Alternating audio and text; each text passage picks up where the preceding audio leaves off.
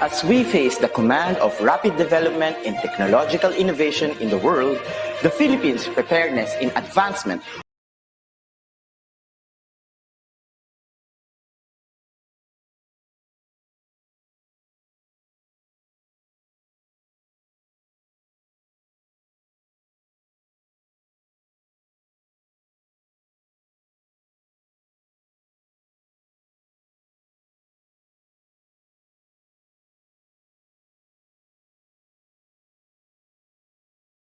in delivering quality, accessible, relevant, and liberating education for all. It targets different components and facets of skills development, which will enable the technological advancement of the infrastructure of DepEd. This is supplemented with empowerment training programs in emerging technologies for public school teachers.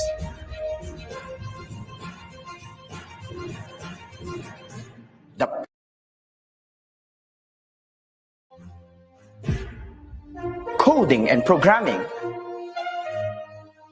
virtual reality and augmented reality in education,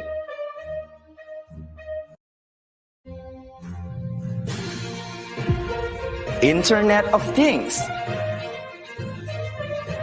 and the productivity tools for learning, which includes Microsoft Office 365, Google Apps for Education, and the different Adobe software tools. In addition, the maneuver of in-house applications such as the DepEd Commons and the DepEd Learning Management System is under the flagship of the EdTech unit. The supervision of DepEd TV in ensuring world-class produced video lessons is another task of the office.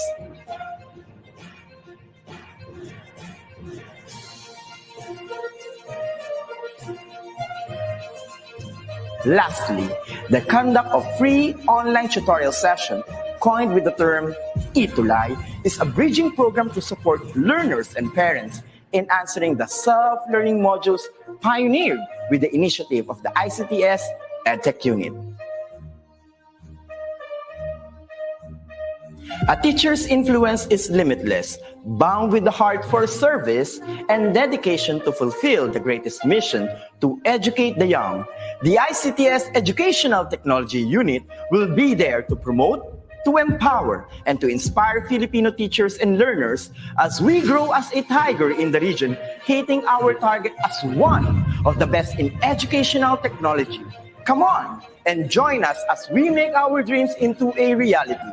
Sama-sama tayong lahat tungo sa iisang layunin. Simulan natin ang pagbabago dahil tayo ang mga gurong magtatayo ng makabagong DepEd. Sulong Edukalidad.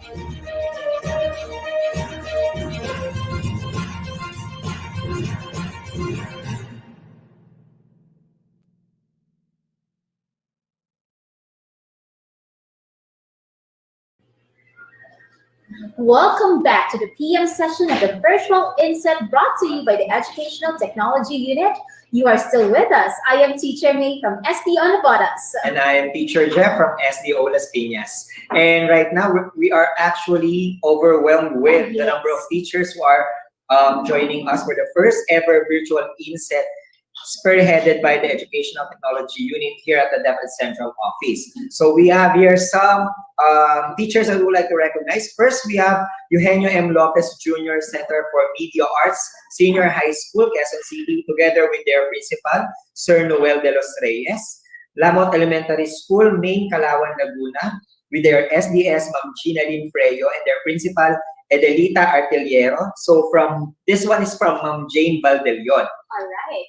Okay, pinakabati rin po ni Christian Laura Mauro, si Ma'am Leonila Angeles ng Cruz Naligas High School, Quezon City. Ganun din po si Master Teacher Giodel Sestoso. Pinakabati din po niya si Ma'am Maria Fe Makiling Hudillo of Tamos 1 Elementary School. Yes, and also from Pulong Masle High School teachers, together with their principal, Ma'am Shena Panganiban, and Sir Rafi V. Caballes from Claro M. Recto High School from SDO Manila. Alright, ito naman po ay pinakabati ni Sir Marco Paolo Victoriano, lahat po sa SDO Bulacan, hi po, at kay Ma'am Myra de la Peña sa Piera, pinakabati po kay Sir Mark Anthony C. Also from NEHS Science Department, together with their principal, Dr. Ferdinand Fontilio, and Science Department Head, Dr. Donata R. Regonton, and as well as SDO Batangas City, Dr. Felizardo O. Bolaños, and Ma'am Nieves Montalvo from Pinamukan Integrated School. This greeting came from Sir Raymond Kasama. Hello daw po sa mga taga-General Vito Bellarmino Integrated National High School ng Selang, Cavite. Hello po sa principal nila, Ma'am Fordeliza A. De La Rosa. Of course, our teachers also from General Emilio Aguinaldo National High School, Imus City in Cavite, with their principal, Ma'am Lerma B. Peña, and the TLE department. Greetings from Sir Michael Angelo Maleriado. Alright, greetings po sa SDO Nabotas, lalo na po sa aming STS, Sir Dr. Alibanes, at sa aking pong EPS, Dr. Marco Medoranda. And of course, ang SDO na makikita at makakasama ng live si Sir Buds at si Sir Mark within this week, SDO Negros Oriental, Sibulan Central Elementary School from Sir James Anthony, teachers from Region 5, Legazpi City and Albay Division from Sir Al Jerwin Apuli, Wenji Apuli, and Adonis Mura. Alright, pinakabati rin po ni Ma'am Ruby Rose Kuya Buyan po. Ang pabati po, 1 Sumulong High School, Cubao Principal po nila ay si Mrs. Janet Dionio. Hello po! And of course, from Sir Kim Nick Bialen, San Roque Elementary School, Division of Zamboanga City, Riza Andog of Ayala Central School, Spec Center Division of Zamboanga City, Lacandula High School, Division of Manila, and si Ma'am Beverly Sulit. Alright, at hello po sa mga former teachers ko dyan sa Tangos National High School at Tangos Elementary School. Hello po, mga sirs. Ayan, so I guess everyone is settled, and I know that excited na po kayo for this PM session. So we would now be proceeding to the PM session of today's in-service training for teachers. Our focus now would be on the execution of effective teaching in synchronous and asynchronous means. Alright, may we remind you, our dear teachers, to ready your questions for our speaker for the session. Send in your questions by answering the Google Forms via the link that you can see on your screen. Yan. Okay, so the link is already posted there, and don't forget to send in your questions, our dear teachers, para ma-address po natin agad-agad. Now, this topic would be presented to us by none other than the head of the Educational Technology Unit. Okay, that is Sir Mark Anthony C.C. Give you the opportunity to read his bio now. Mr. Mark Anthony C.C. is the head of the ICTS Educational Technology Unit. He joined the Department of Education on April 16, 2018 as the Executive Assistant 2 for the Undersecretary for Administration. With his expertise in mobile learning technology, his works were recognized by the Brothers of the South Green Hills, where he worked as a former grade school Filipino and Araling Panlipunan teacher. He served the institution as the Educational Technology Coordinator and Liaison Officer from 2013 to 2017. He established the framework of the school's Pearl program, which highlighted the effective use of technology in delivering quality instruction. In addition, with his leadership in the Pearl office, the South Green Hills was awarded as the very first Microsoft Showcase in the Philippines. He was also invited and had given several empowerment programs locally and internationally to inspire and capacitate teachers' skills in using ICT. He is a Google Certified Innovator and a Microsoft Education Ambassador. In 2019, he was awarded as the EdTech Leader in Asia in the K-12 category as second placer by the EdTech Asia, which was held in Singapore. In 2020, he represented the Philippines as a delegate to observe the best practices of schools in using ICT in USA and United Kingdom. With his vast knowledge and expertise in educational technology, he is one of the consultants of the Undersecretary for Administration that provides expert-level advices to continue the thrust of DepEd in delivering quality, accessible, relevant, and liberating education for the Filipino learners. For him, a teacher's influence is limitless. A true dedicated teacher with a heart for service will do everything to see the bright future of our beloved country, the Philippines. Ladies and gentlemen, let us all welcome our speaker at this moment, Mr. Mark Anthony C.C. Thank you for that wonderful words, Teacher Jeff and Teacher May. Good afternoon to all of our teachers who are currently tuned in. And for those participants who just knew about this virtual INSET program, please take note that it is open for all. It is voluntary. So for our session, I'll be delivering two things. The first one would be the effective delivery of a synchronous teaching methodology, and then the other one will be the asynchronous teaching methodology. It will be at 1 p.m. until 4 p.m. So we will be having two sessions here. So my dear colleagues, please take note that when we talk about effective delivery of synchronous teaching, we need to bear in mind that we are in an online environment. I know that it is difficult to have it right now in our country because we have a lot of challenges. However, we need to take note about these priorities, these objectives, on why it's important for us to understand how are we going to deliver an effective online teaching methodology, this synchronous teaching. First, we have the following objectives. All of you are expected to have this one. So let's have a focus.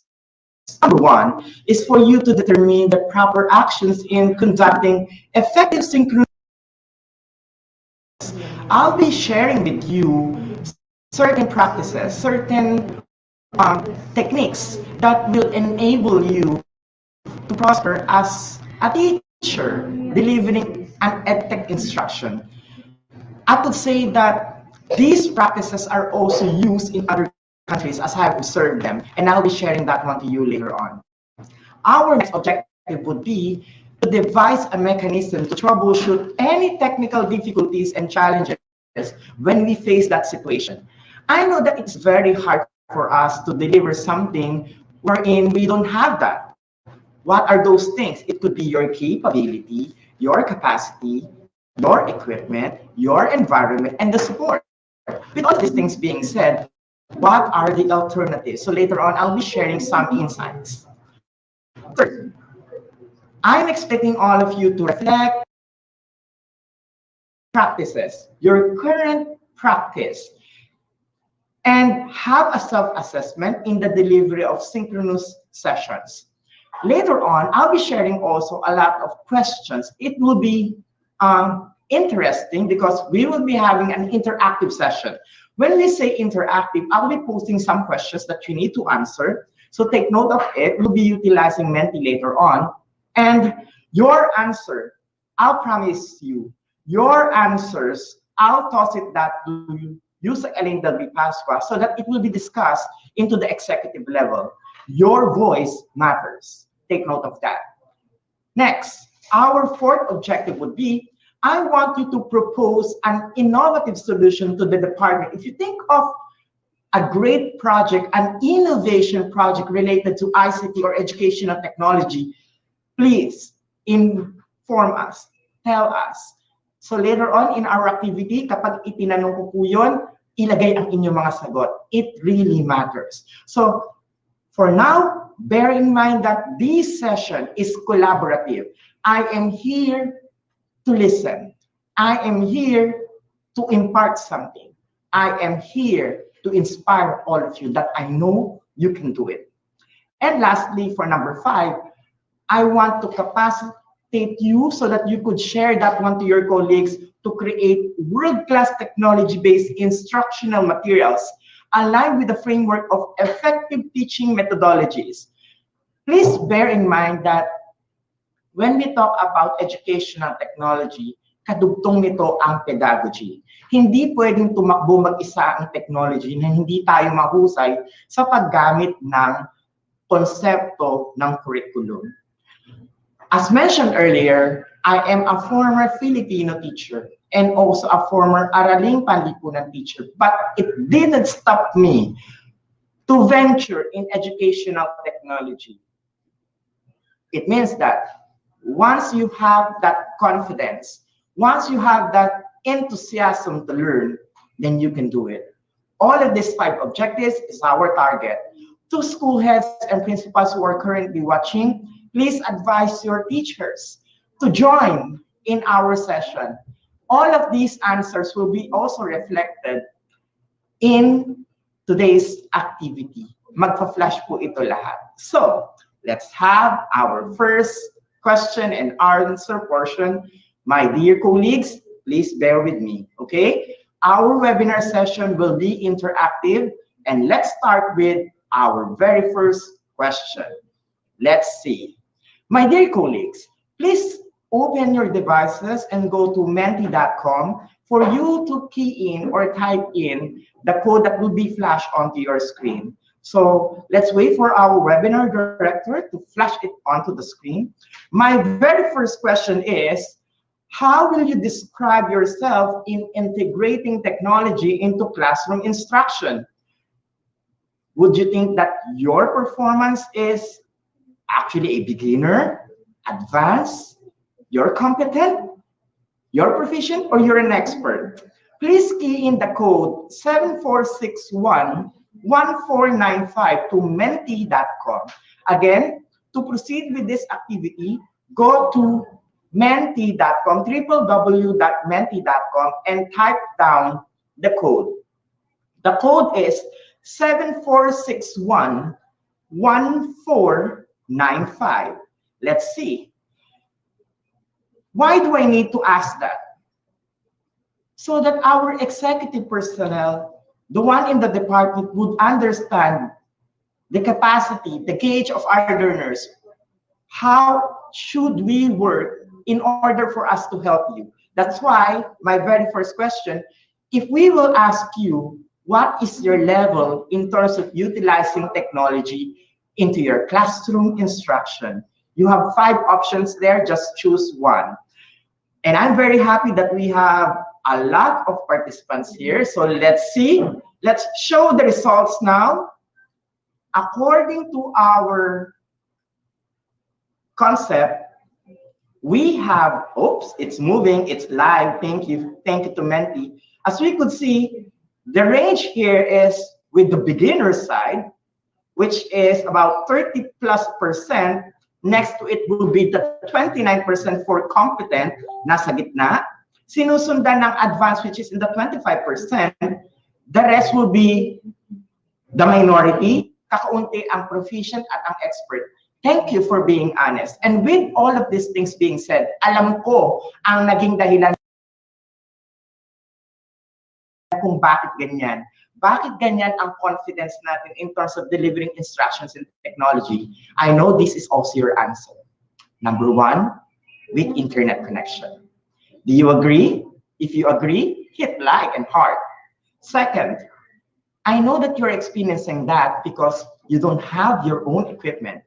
Would you agree? Again, hit like, heart, and of course, these things are remarkable. Alam namin na yan talaga ang problema. Kaya marami sa ating teachers ang nandoon sa beginner side. Dahil hindi natin maiiwasan, hanggat walang equipment na hahawakan ang mga guru natin na provided ng ating pamahalaan, ng ating kagawaran, ay talaga mahihirapan ang tinatawag natin na classroom integration utilizing technology. But rest assured that the Educational Technology Unit will continue to educate and to empower our teachers how to utilize the vast numbers of available technologies that will also run either online or offline. We will provide you several sessions on it. And this, I will assure you, this data, I will provide that one and show that one to the executives, especially to my boss, that, hey, you need to look at this data. This data shows that our teachers need help. They need assistance. And I hope after 1 year, the beginner, this data will rise up. Pangarap ko po na lahat ng mga teachers natin sa buong bansa ay maging competent sa paggamit nito at kaisa nyo ako sa laban na ito. We believe that if we need to be competent in these things, in conducting synchronous sessions, the government should provide us the quality infrastructure so teachers could deliver these quality things, and it should not be blamed to the teachers. I believe that you are doing your task very well, but you cannot deliver that effectively if the back-end side that you cannot have any control at all has a problem. And what is that? Number one, internet connectivity. Humihingi ako ng tulong sa ating mga government officials, sa ating pong mga telecommunication partners. Nakikita po ninyo sa resultang ito na beginners po ang lumalabas sa skills ng ating mga teachers. Kahit anong pagpupursige at training ang ibibigay namin, pero hindi nila maia-apply dahil weak ang internet connection, it will not improve at all. Hindi kakayanin ng mga guru lamang, kinakailangan namin ang tulong po ninyo.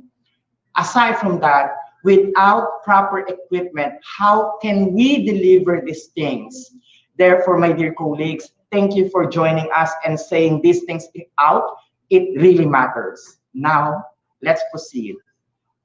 I'll be sharing my screen with you, indicating the parameters para maintindihan natin paano tayo makakapag-deliver ng quality instruction if in case these scenarios are already settled. Naayos na ang internet, nagkaroon kayo ng equipment, at continuous ang improvement o ang capacity building. So, look at this one.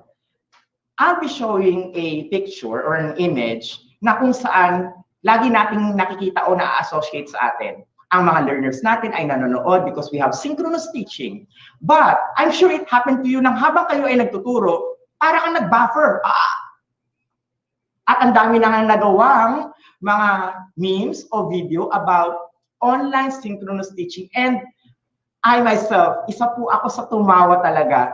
Noong una naiinis ako kasi parang suntok talaga, pero yun ang katotohanan, ipinapakita lamang nila ang katotohanan kung ano ang dapat gawin ng kagawaran, kung anong dapat gawin ng pamahalaan, anong dapat gawin ng mga stakeholders and partners so that our educational system will be better. And I know if ever you are here saying these things, it's also the same. Rest assured that the executives, our government officials, are working very hard for them to deliver these things to the teachers. Nakikinig din po sila. Bukas po ang kanilang mga tenga.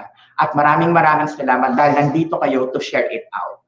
So, let's see what are these different concepts na makakatulong para mapagpusay natin at maging effective ang ating instruction. First, we need to have a platform. What is that platform? Is it going to be utilizing a StreamYard, using Facebook, using YouTube, etc.? Kung papaano mo ma-deliver ang iyong synchronous teaching. Without a platform, a common platform, an idea at all, lahat ng mga guro, kagaya ninyo, ay maliligaw.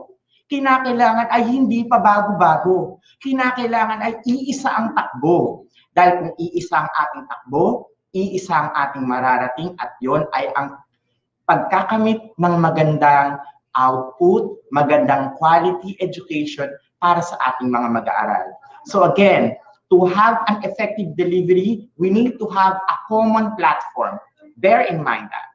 Next, ayan, I know you will agree, have a equipment. Kung wala kang laptop, paano kung makakapag-deliver ng synchronous teaching? They might say, okay, utilize a tablet. Paano kung wala kang tablet? Then utilize a cellphone. Paano kung wala kang cellphone? Meron kang cellphone pero hindi siya smartphone. And that is my request all the time. Kinakailangan natin ay tignan ang buong perspektibo ng mga guro. Hindi lahat ay afford. May ilan-ilan na talagang wala. At sana dumating ang pagkakataon na ang pangangailangan ng isang guro ay equally distributed para sa lahat because they need it. Dahil kapag binigyan sila ng pagkakataon na equally sila ay nakatanggap lahat, I'm sure education in our country will prosper whether it is online or face-to-face instruction. Equipment is really important. Just to give you an idea, since I came from a private institution, kapag kami po ay nagtuturo, hindi po nahihirapan ng mga teachers dahil bawat classroom ay mayroong mga computer equipment at nagagamit para makapag-present ng ng slide decks, at inayos ang internet connectivity. I believe that DepEd is also doing that. Let's give that chance to DepEd because DepEd is doing its best. Kung hindi yan ma-provide ngayon, mai-provide din po yan, kinakailangan lang po nating magtiwala, maghintay, at maniwala. Uulitin ko, magtiwala, maghintay, at maniwala. Bakit kinakailangan nating magtiwala? Kung umpisa pa lang ay may doubt na tayo, lalabas at lalabas sa ating mga bibig ang kung ano-ano mga bagay na pwedeng makaapekto sa pananaw at perspektibo ng ibang guro. Maganda na ang pagtitiwala ay magsimula sa ating mga sarili. Kapag ginawa natin to, then magpo-proceed tayo sa next level. Magagawa at magagawa ang programa kung tayo ay magtutulungan. It's just that having a faith with each one. Kami, naniniwala kami na ang guro ay lalong huhusay at sa pamamagitan nito, magagawa natin ito ng sama-sama at sa pamamagitan ng equipment na ito, maidi-deliver natin yung tinatawag natin na integration ng ICT sa ating pagtuturo. It's really hard if we don't have that equipment. Marami akong nababasa, Sir Mark, nasa island school kami, wala po kaming equipment. Nakakadurog po ng puso yun. Pag ako po ay nakakabasa ng ganon. Kaya naman, aking binabanggit dito, narinig ninyo, to have an effective online synchronous class, equipment is a priority. It is a must. Third, you need to have your house rules. Hindi yung magko-conduct ka ng online session or online synchronous teaching, tapos nagsabi ka lang ng good morning, I'm your online teacher or I'm your online advisor. It's not that good. Remember that you need to put a direction, just like in face-to-face instruction. In face-to-face instruction, di ba, meron pa tayong facial expression, may body language, but this one, we need to take note that we are just one click away. Kapag ayaw kang pakinggan ng estudyante mo, isang pindot ka lang ng letter X. Kaya kinakailangan natin na ayusin natin ang ating pamantayan, meron tayong house rules na sinusunod, and I believe with our school heads watching, you can talk with your colleagues, with your co-teachers, ano ba ang proper house rule na pwede natin gamitin? And as the head of the Educational Technology Unit, I will be posting a generic house rule in terms of sharing an instructional information, conducting asynchronous teaching para magkaroon po kayo ng backbone o magkaroon po kayo ng idea. Again, house rule is important. Next, you need to have a teaching assistant. Tutor, napa-tutor mark ako, naituloy ako ngayon. When we talk about teaching assistant, it's not a co-teacher, it's actually your learner who will act as an assistant, whom you think that is responsible enough. Parang kagaya sa loob ng classroom, meron tayong class officers, meron tayong president, meron tayong vice president, and we could also maximize that in terms of our online synchronous class. Having a teaching assistant could help us in terms of monitoring, in terms of asking for a report or feedback, because these learners are friends with their colleagues. Kumbaga, sila yung malalapit talaga at sila yung pwedeng makasama at makatulong natin. For example, when I became the head of when I became the Educational Technology Coordinator of LaSalle Green Hills before, and we have several programs for the learners, especially on how we are going to maximize the use of the device, I make sure to collaborate with my former pupils. Sorry, learners na sila or students kasi nasa high school na sila noon. So, pumupunta sila sa office that time at sinasabi, Sir Mark, you know, we discovered these things. You can utilize this app and help the other learners. We need to bear in mind that knowledge is not only applicable to certain groups. Kapag may na-discover na useful material, useful technology, let's empower each one by sharing it. Dahil hindi yan sa unahan kung sino ang unang nakadiscover. Ang tanong dyan ay unahan kung papaano mo mas na-inspire ang mas marami pang guro. Because when we talk about these things now, hindi yan para maging makasarili. It's really for sharing. So, take note of it. Next consideration would be the utilization of your audio-visual materials. Ang hirap magturo ng online synchronous teaching nang wala kang bala. At ano tong bala ito? Yun yung mga audio-visual materials na pwedeng makasupport sa iyong instruction. But, this is always my suggestion. Avoid having a film viewing. Kasi, pag mag-film viewing ka ng iyong online synchronous class, dapat ginawa mo na lang yan ng asynchronous. So, paano i-utilize si audio-visual materials? It's an eliciting activity. For example, you have certain tools like quizzes, like Kahoot, that you could have an immediate feedback.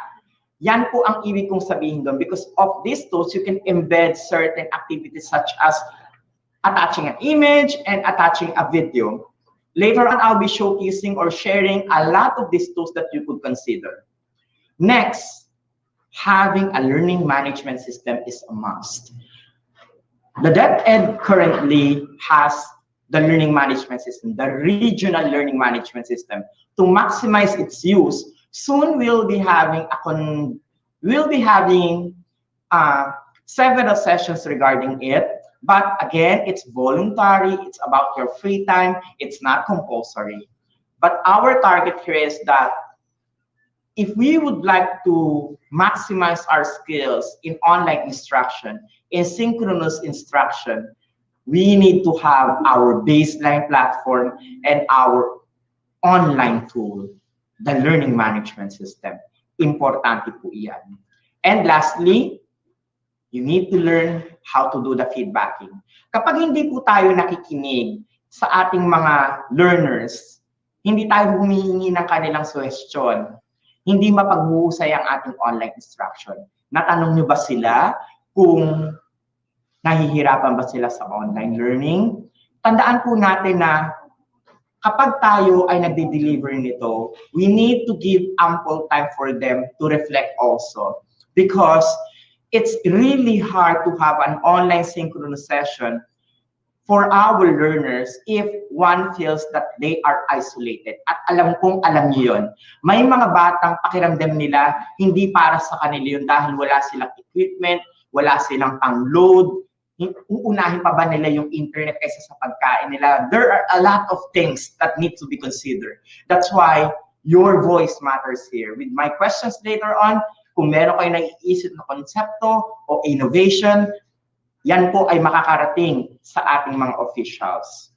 So, having all of these things being said as the important component to deliver an online synchronous session, let's have another activity.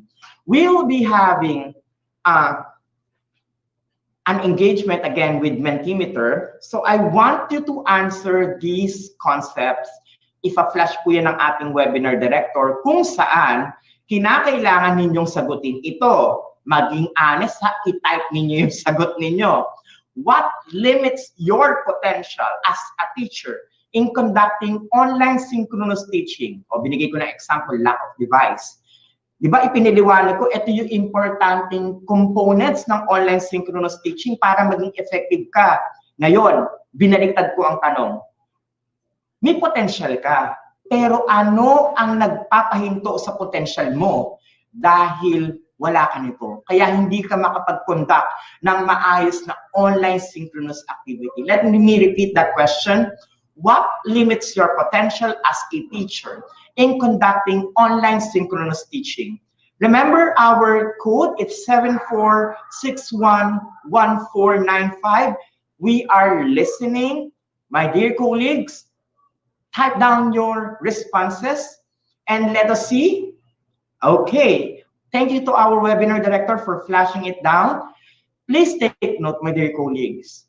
Kahit na kumpleto at alam natin ang mga effective components ng online synchronous teaching, kulang ang isa dito. Hindi ba't nakakatakot magturo? Lakas loob natin gagawin? Kaya, ang tanong ko dyan ay, ano ang naglilingit sa inyong potensyal para makapag-conduct ng online synchronous teaching? Okay? Let's see your answers. Can we flash it onto our screen? Tignan nga natin. Ano ang boses ng sangkaguruan? Ayan, o di ba? At ang pinakamalaki na nag-highlight talaga na nagpa-flash na mabilis kong nabasa ay poor internet connection. Kapag ganun talaga, agree po ako doon. Napansin po ninyo, lahat tayo ay may problemang kinahaharap. Pero lahat, mula Luzon hanggang Mindanao, poor internet connection ang kanilang sinasabi. To our government officials, this is the voice of the teachers. Yung bilang po namin ngayon ay hindi pa naman po kami umabot ng 900,000. Pero po, currently online, we have 118,270 participants. That voice matters. Having a poor internet connection in our country limits the potential of our teachers. If you want them to prosper and deliver quality instruction, please hear them out. Maraming salamat sa mga nagpo-provide ng internet load sa ating mga kaguruan. Maraming salamat dahil nakakatulong po yun talaga. Sa mga hindi pa po ginagawa, yung baka gusto nyo pong tulungan sila, ayan, magandang pong proyekto yun. Sapagkat ang mga guro ay handang gawin ng lahat, handang subukan ng lahat.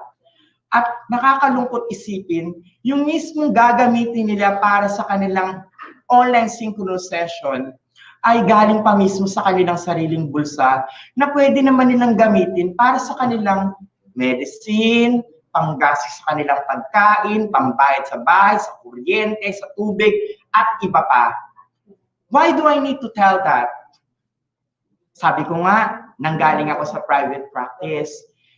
When I worked in LaSalle Green Hills, hindi namin pinoproblema ang internet because the internet connection was provided by the school. Therefore, all classrooms are Wi-Fi enabled. So when we deliver our instruction, it's very easy. Yun nga lang, hindi ako nataon na nandun pa ako nung nagkaroon ng pandemic, kaya hindi ko alam kung anong concept ang kanilang dinideliver. But I know that the brothers are very supportive with the teachers. They have that compassion. And I hope that compassion will also be the same with our government officials who are currently listening and watching. Teachers are helpful, but in order for us to help them, let's also give them proper materials, these connections, this connectivity, so that it will not limit their potential. Sa mga school heads po, sa mga administrators na nanonood, wag po natin gamitin na rason ang internet connection para magkaroon ng mababang rating ang isang guro. Hindi po nila kasalanan yon. Hanggat meron tayong unequal opportunity with access to technology, teachers will be having difficult time. Marami ang masistress.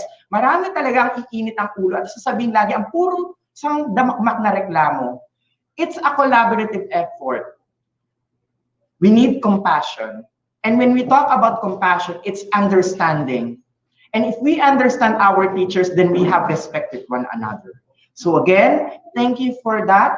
At yung ibang mga sagot po ninyo, yan po ay amin hindi ipaparating. Pero ang naka-highlight talaga na talagang napakalaki ay yung poor internet connection. Kaya sa ating mga kaibigan, sa telecommunications, please help us to other government agencies na ang task nila ay para palakasin ang internet connection sa DICT. Please, the teachers needs your help. Hindi lamang po yung public school. All teachers needs your help. At sana po, hindi na tayo bibilang ng 5 taon mula ngayon na magkaroon tayo ng quality access to internet dahil mapaghuhulihan tayo ng panahon. Kayang-kaya natin yan. Let's just have that political will that we can do it. And as teachers, let's not stop in improving ourselves while we wait for that time to happen. And when that time comes, we are ready to deliver a world-class instruction. So I hope everything is clear with that. So, let me go back again to my presentation. With all of this being said, please take note about these key terminologies or keywords. Tingnan ito ng maigi ha. First is the guidance. When we talk about guidance, kinakailangan natin ang isang guro, ang isang leader na marunong gumabay at marunong umintindi. Dahil ang hirap po ng synchronous teaching. Ang hirap pong mag-deliver nito kung ang guro ay paputol-putol ang internet connection, pupugak-pugak ang kanyang device, at lalong-lalo na kung kulang ang available instructional materials which is given supposedly by the central office, the regional office, or the division office. I know all teachers will totally agree on me. They need guidance.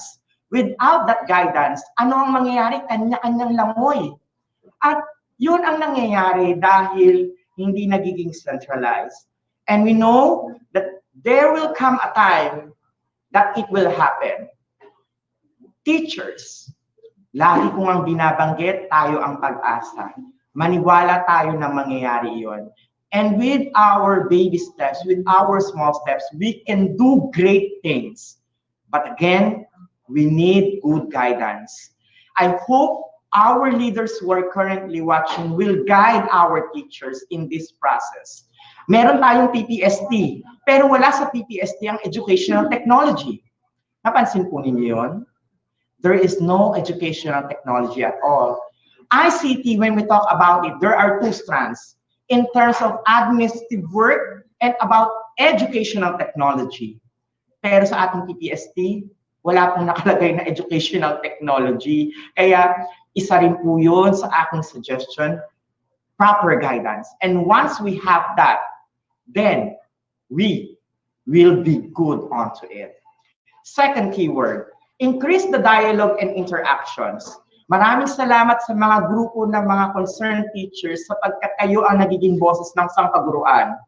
Pero alalahanin po natin na ang pagkakaroon ng tamang dialogo at interaction para ipakita ang ating malasakit sa sangkaguruan ay sama-sama dapat nating gagawin.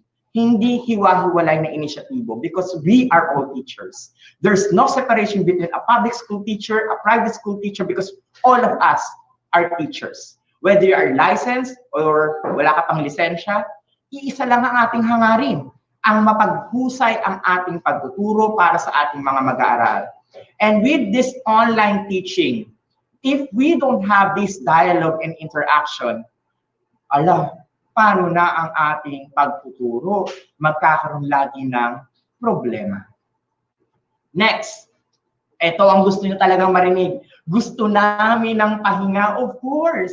When we talk about online synchronous teaching, stressful yan kasi kinakailangan mong i-consider lagi ang time. But having that, a proper planning, we could always devise something that will help everybody.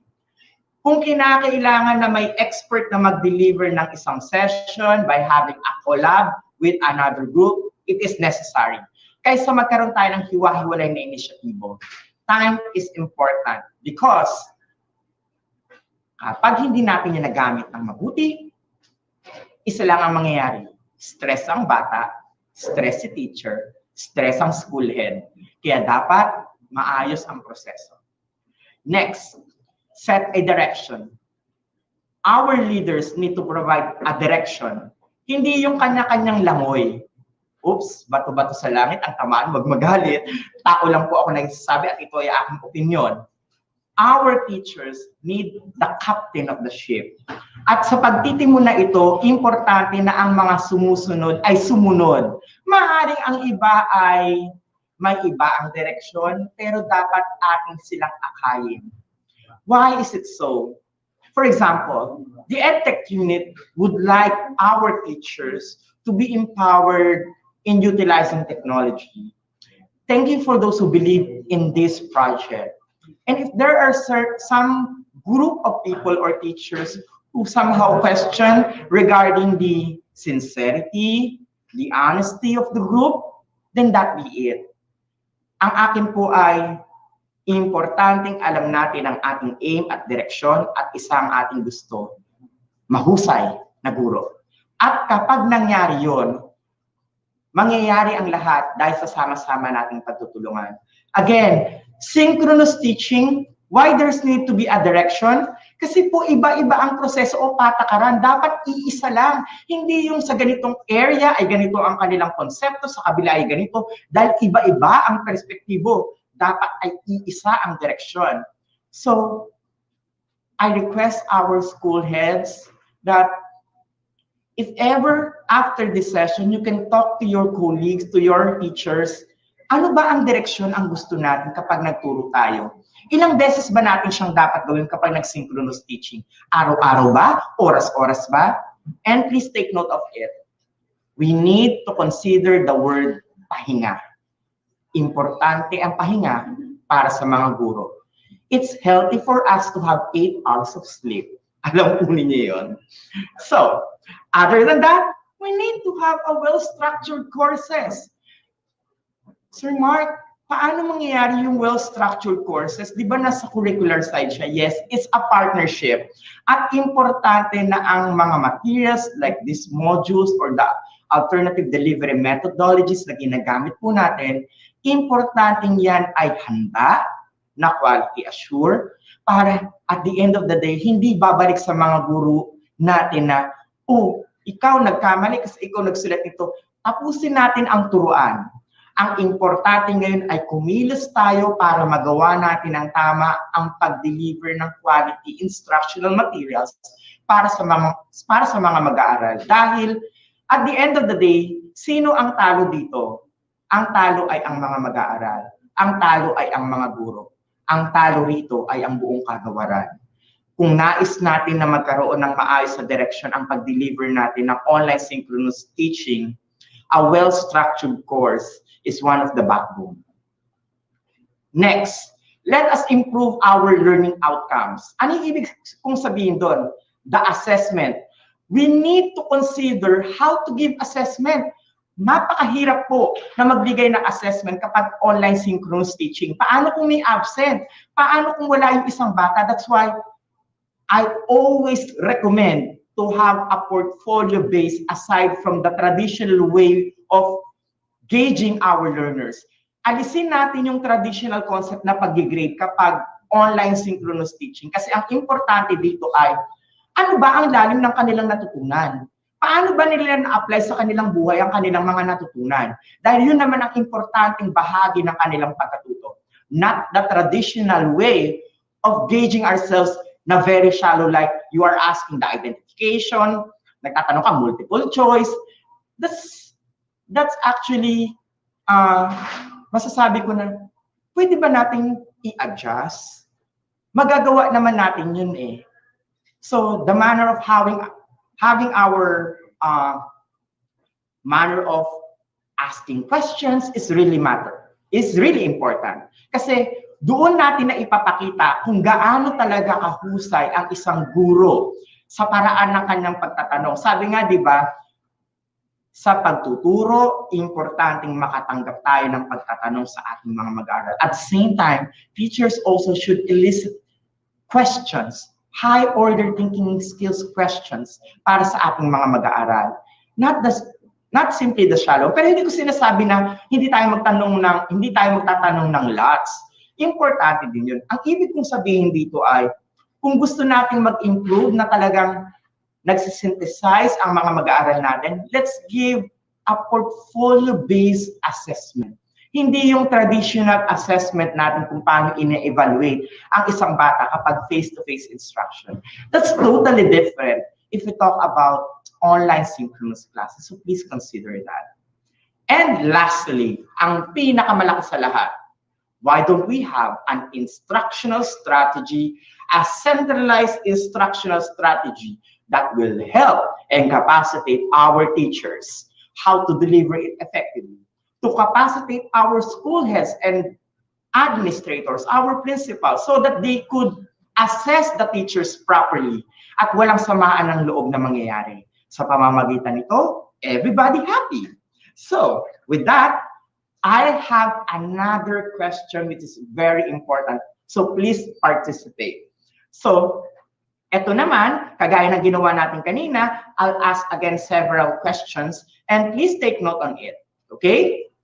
Give 3 educational technology application or software that you use comfortably in your online synchronous class. O eto ha, na iba naman ang tanong ko. Kung kanina, puro problema, ngayon naman, dahil tayo ay nagkaroon ng pandemic situation, yung ilan sa atin ay nagko-conduct ng online synchronous classes, ano kaya yung common na technology na inyong ginagamit? Can you please provide me 3 examples? So, type it, and then after that, we will flash that one into our screen. So, please participate. Para alam namin, may idea kami saan comfortable yung teacher at syempre hahanapin namin yung mga maliliit, yung patsi-patsi. Why is it important? So that we know that there are some teachers who need assistance also to know those tools para lahat ay equally at par when we talk about educational technology. Sabi nyo nga kanina, majority is at the beginner stage. Now, if we are at the beginner stage, ano yung common tools na ating ginagamit? And it will be very helpful for us so that in our future endeavors, in our future training, ma-include po namin yun dahil gusto namin kayong magkaroon ng international certification. Sabi nga kanina, one of the project is to provide a certification program for our teachers, not a local certification, but an international certification. How can we do that? If we do master training, if we do empowerment program, either face-to-face or online. So, can we show now the answers? Let's see.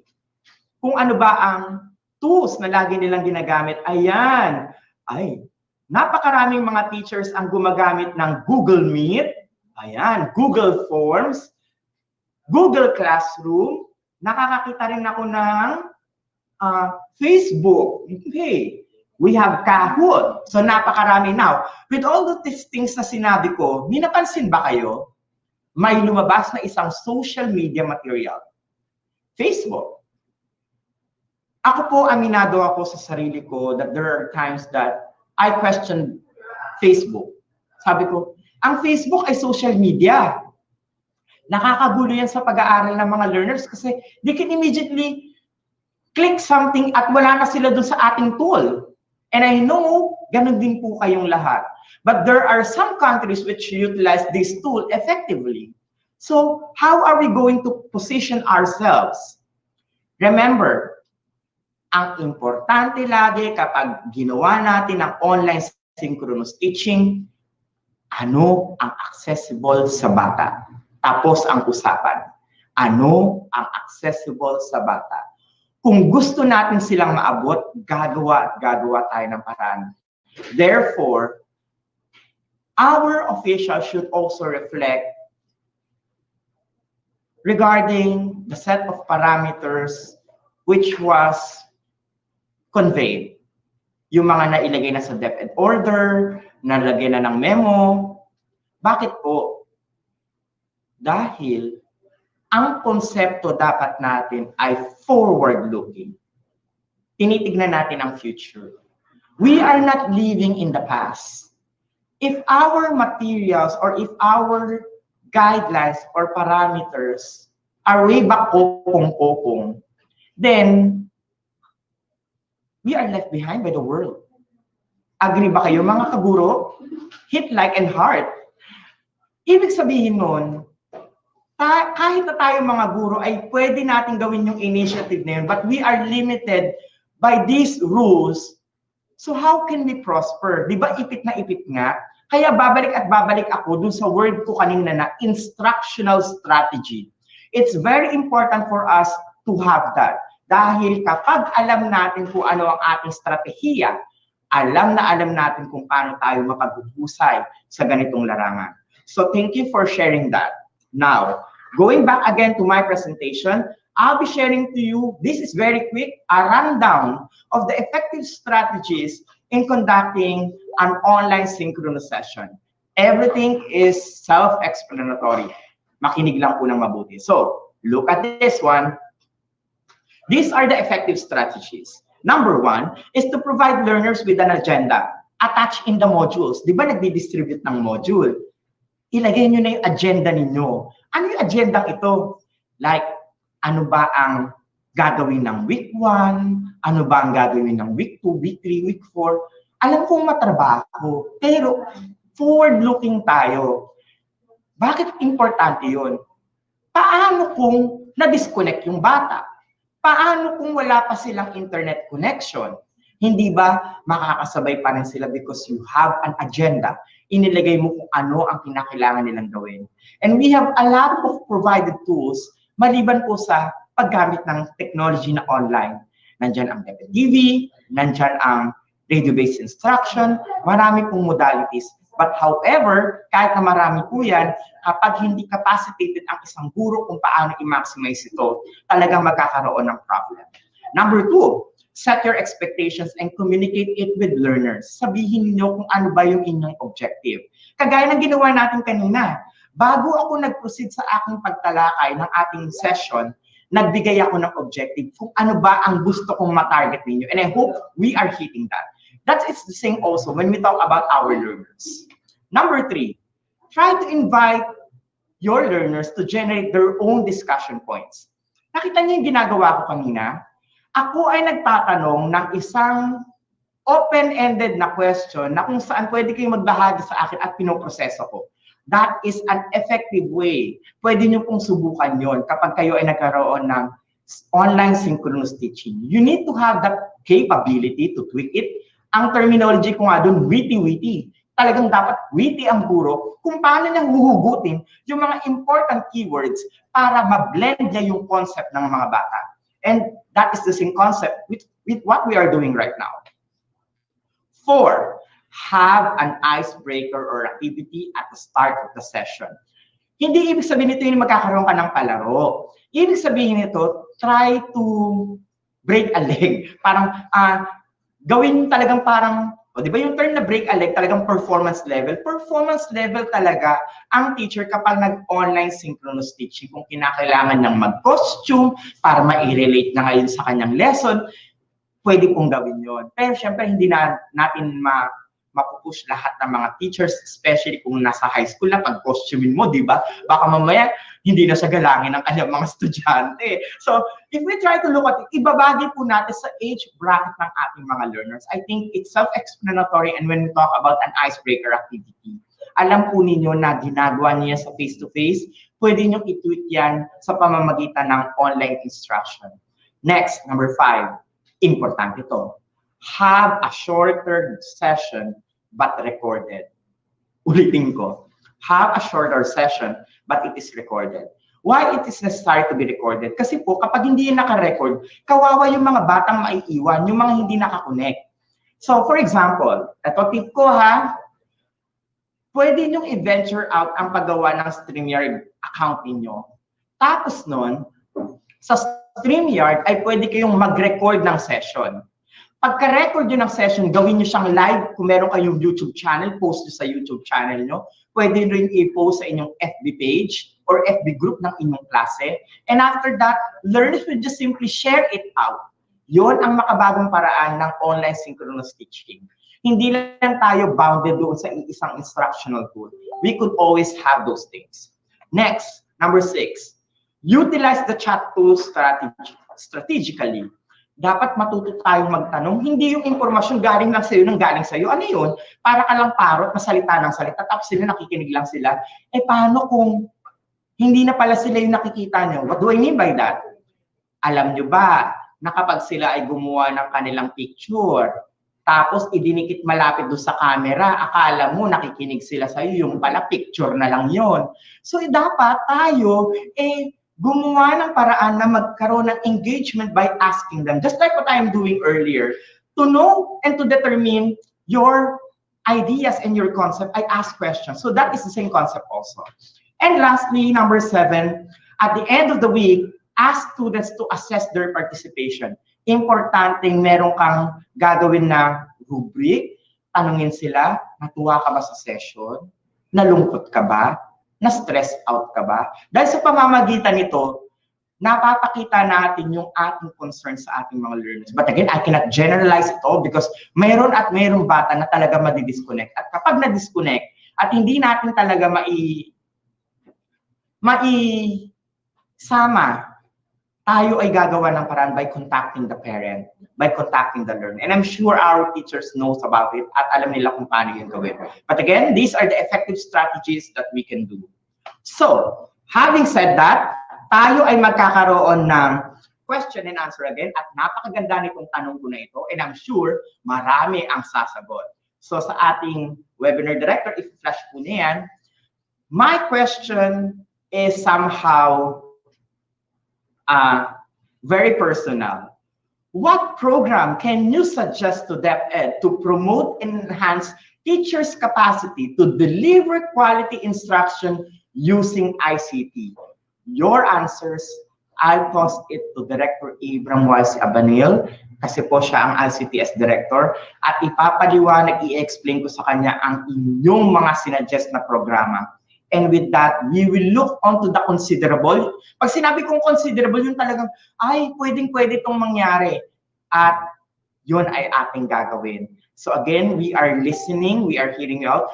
If you have something to suggest to DepEd, to enhance the program for teachers in delivering quality instruction using ICT.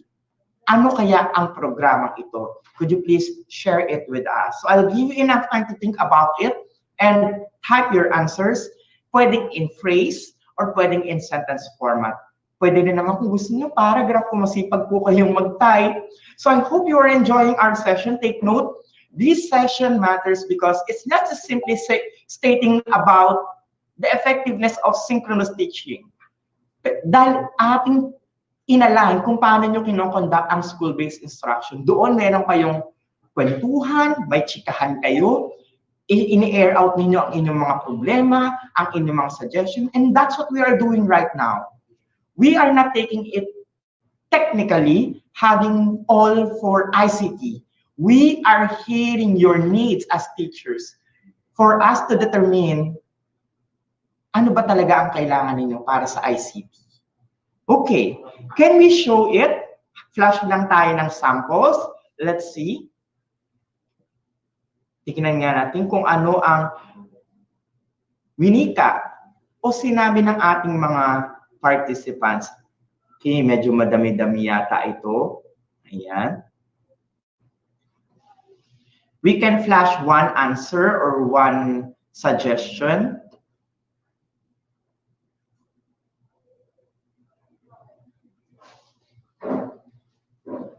Para ma-flash po, ayan, hintayin po natin, naglo-load ang system.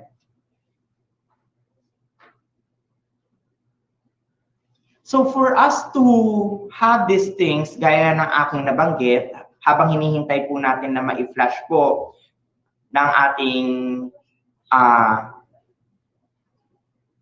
partner, kung ano po ang naging sagot ng ating teachers. So, ang importante na konsepto dito ay, ano ba ang kailangan ninyo? Hindi po kami bulag at hindi po kami nagbibingi-bingihan sa inyong pangangailangan. At sabi nga dito, make a technology-based plan for learning and teaching. Thank you. Sabi dito, free vouchers. Okay, thank you for that. Free vouchers for teachers. We are working on it. Ayan, hello Google. Well, if you are listening right now, the Filipino teachers in the the Filipino teachers are requesting if you could provide us vouchers because they really like to have the certification program. Rest assured that they will utilize it. Ayan nagsabi na ako. Next, provide strong internet connection. Hello DICT, could you please provide us a strong internet connection para po to sa mga kaguruan? Ayan, thank you. Sabi po dito, teacher's kit. Ano teacher's kit? Natulala ako, teacher's kit. Ano to? Siguro, sa naglagay po ng teacher's kit, let's elaborate it. Kasi baka mamaya, first aid kit. Hindi natin alam di ba? Elaborate. So, kung meron kayong mga suggestion, elaborate that kasi specific kasi hindi natin alam kung anong kit. Baka mamaya, pang-wash pala yun, ang binigay na kit namin, yung pagkakaintindi ay sabon at saka tuwalya, di ba? So, please, take note of it na elaborate po natin, ha? Ayan. Sabi dito, more ICT and educational technology trainings. Thank you for it. Ayan. More seminars and trainings. Thank you for that. Sabi dito, ano ba to? Ayan. More hands-on tools. Cut down paperwork. Okay. Thank you for sharing that. Cut down paperwork. Ako po ay naniniwala na dapat mahalin natin ang kalikasan dahil sa sobrang dami ng papel, maraming puno ang napuputol. Technology which is already available, let's maximize the use of it. Kaya po, samahan po ninyo akong ipaglaban ang paggamit ng teknolohiya sapagkat makakatulong ito sa ating environment. Less paper, less putol ng puno. Talaga, sorry sa terminology ko. Bakit po ganon? Kasi po, ang mga guro po natin ay lunod na lunod po sa paperwork. So, sana po, i-consider natin na walang duplicity. Kung kaya siyang gawa ng paraan to have it in a technical aspect, to have it be included, then let be it. Kasi po, ang technology ay ginagamit para mapagaan ang trabaho ng isang tao. So to our partners, stakeholders who are currently watching, if you think of an activity or support to DepEd, one way of it is to look for its program, like its paperwork. Baka pwede po kayong makapag-support para po maging paperless ang mga paggamit sa mga materials na ito para po sa kapakanan, well-being, at health na rin po ng ating kaguruan. So maraming salamat sa inyong mga suggestions. At dahil dyan, ipaparating ko po yan kay Director Abram Abanil. Maraming salamat po. So we will consider all of these things together. So going back now to my presentation, sorry for being candid, ganun lang po ako para hindi po tayo antokin kasi po, dead time na. So, having all of these things, ang dami pa talaga nating challenges at ito ang kinakailangan nating ma-address. Sinabi niyo na kanina, one, conduct of assessment. Dapat alam natin, dapat ba nating bigyan ng grade na numerical o dapat ba ay letter grade na muna? Kasi po, hanggat hindi maayos ang assessment para sa mga learners na nasa online teaching, ang mga teacher po ay litong-lito rin. Hindi po yan pwedeng tumingila sa langit at manghuna ng grades. Dahil masakit yun para sa isang guro. Alam ko, being a teacher, we are considerate, but we consider grades of our learners if we see the performance, if they really put an effort onto it. At ayaw natin bandang huli na ang mga mag-aaral natin ay sabihin na ang daya-daya naman, paborito siguro yan ni Ma'am, ni Sir, kaya ganyan ang grade kahit hindi nagpapasa. We need to consider a good conduct of assessment, and it's really a challenge for online synchronous teaching. Number two, to have a learner's attendance and social needs. Hirap po talaga niyan. Kasi po, hindi mo yan makuha 100% kahit nasa private school. Hindi mo yan mapapa 100%. Bakit? Meron at merong bata na hindi makaka-attend dahil pwedeng ang nangyayari ay weak ang kanyang signal during that time. Hindi natin may aalis yun. At ang social needs nila, kasi pag face-to-face instruction, meron niyang kausap. Ito, sa screen ka lang niya nakikita. Kinakailangan maipakita mo ang iyong sinseridad when you deliver this instruction. Number three, the technology itself, our hardware and software. Four, the stability of the internet connection. Five, your special concerns regarding the different types of learners. Siyempre, meron tayong SPED, meron tayong iPad, di ba? Kailangan natin sila i-consider regarding these things kasi ang kanilang kahandaan ay importante. At alam ko, trabaho po ito ng edtech unit kung paano po ito i-deliver. But again, I am mentioning this because nakikita ko po na ito ay talagang challenge. Six, I know you will agree, plagiarism.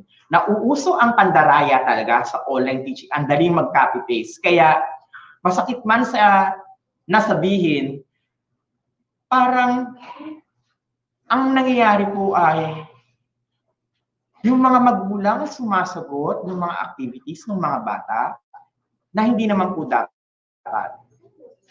Hindi ko sinasabing nandadaya yun, ha?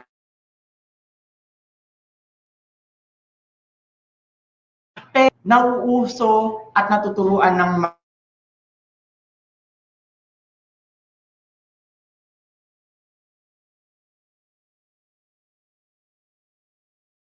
hindi maganda kung hindi natin sila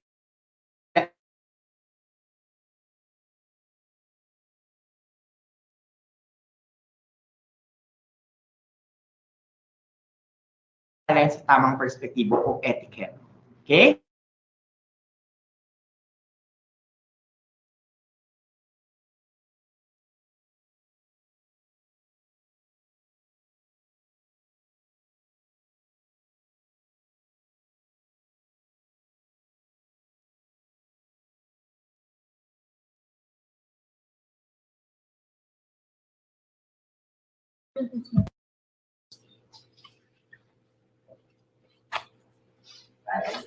While waiting for Sir Marcy to be reconnected with his connection, let us first recap the important points said in his presentation. So these are the important points that we got from his presentation. First, we have to consider time. Improvement needs time and it cannot be done so easily. Second, guidance. Teachers need to be guided. And where should this guidance come from? The guidance should be coming from our officials. How about the others, Sir Jeff? Yes, for the dialogue and interaction, our voices are important to better or to make our system better. Now, for the rest, of course, we all know that everybody wants to rest. Yes. Everybody wants to rest, but it is in thinking to be efficient that we can champion the management of our work. How about for the direction? Direction is really important because our leaders need a direction, and this direction should be collaboratively be determined by the administrators and by the teachers. Dapat daw po, sabi ni Sir Mark, as he stressed po, yung direction ay hindi lamang dapat po nanggagaling sa mga higher ups natin, kundi pinag-uusapan po between the higher ups at yung mga teachers natin. Sapagkat teachers naman po talaga nakakaalam kung ano ang pangangailangan ng field. Okay? Kailangan din daw po ng well-structured courses, and when we mean well-structured courses, this is strategic learning, important and meaningful learning. Hindi po nagiging maganda ang pagkatuto kung yung mismong pinag-aaralan mo walang sistema. And last, sir? Yes, of course, for our last point for today is the instructional strategy. It is a centralized instructional plan that would benefit all, most especially our learners. Yes. And I'm sure that our teachers are now ready to listen to our Sir Mark. So we'll have Sir Mark with you again. Sir Mark? Yes, thank you. Ayan. O, di ba? Sabi ko nga, di ba? Challenge talaga ang internet. So, just like what we have, I am disconnected. So, it's a reality, di ba? So, if ever, kunyari, ako ay nagde-deliver ng online synchronous teaching, tapos nag-observe sa akin yung principal o school head, dapat ba niya akong ibagsak? Ang sagot doon ay hindi po, dahil hindi po kasalanan ng teacher yun. So, it's normal in our country right now. That's why we ask for our government officials to help us to have a better internet connection. So sabi ko nga, accuracy, depth of understanding, and fatigue, that's natural. At talagang mapapatig ka kung lagi kang nadi-disconnect, di ba? So, gaya ng aking nabanggit, these are the challenges in online synchronous teaching. And as teachers, hindi talaga tayo magiging effective dito kung hindi natin ito mababattle out. So, ako po ay magtatanong ngayon sa inyo. This is actually my last question. Ayan. Sa inyo. Ang kinakailangan nyo pong gawin ay maging honest. If you are able to talk to our superior, ano kaya yung iyong sasabihin sa kanila? So, ipa-flash po yan ng ating host. At kinakailangan natin pong mag-reflect ng mabuti. Sabi ko nga, ito ang ating mga challenges kapag kinoconduct natin ang mga sessions. Now, provide an innovative solution to the department to empower and maximize the use of technology in instruction. I repeat, that will be my last question for this session. Maging honest po kayo, ano ang innovative solution na pwede natin gawin? Tandaan, importante na kapag tinukoy natin ang online synchronous session, we need to be compassionate enough. Dahil hindi pa talaga high-end ang nararanasan natin na internet connectivity sa Pilipinas. It's really a struggle. So while we wait for it, maraming salamat sa nagbigay ng mga questions at ako po ay pipili ng 5 dito mamaya at aking pong sasagutin. So again, this will be the last activity and then after that, I'll proceed with answering the sets of questions. Okay? So, ayan. Pwede na ba nating ipakita kung ano ang kanilang innovative solution na naiisip?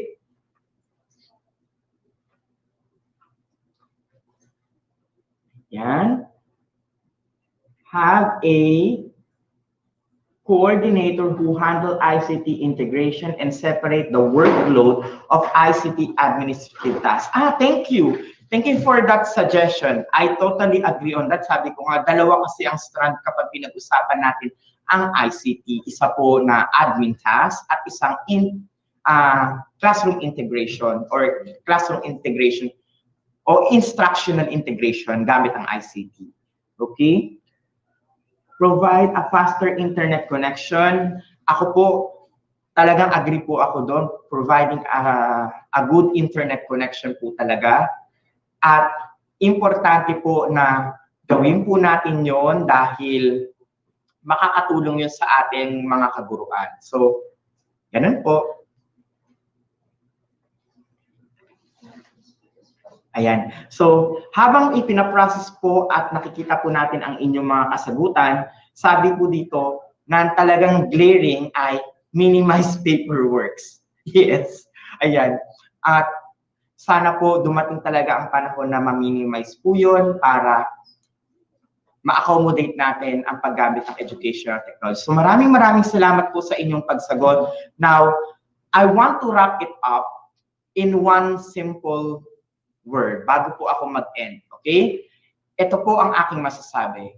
Ang online synchronous teaching ay bahagi ng future in education. Kung tayo ay hindi magsisimula sa paggamit nito, kung tayo ay hindi susubok nito, kahit na tayo ay nakakaranas ng maraming problema, okay lang yon. Ang importante ay sinubukan natin at ginawa natin ang ating bahagi. Dahil hindi lamang kayo ang dapat na magtrabaho nito. The government, the stakeholders, the private institutions should actually need to work hard collaboratively to provide these materials to our teachers. Because at the end of the day, walang magiging pangulo kung hindi tinuruan ng isang guro. Kaya bubuksan na natin ang floor para sa katanungan ng ating mga kaguruan. So, andyan ba ang ating mga host? Yes. Ayan. Kinakabahan ako. Hindi ko alam kasi yung mga questions eh. Ayan. So I will try my best to answer it. And do not worry, Sir Mark, because we will be flashing and giving to you questions as soon as possible. Yes, so thank you, Sir Mark. That was only the half of his presentation, but we have already learned so many things about the truth and reality of education in the context and state of technology in the country.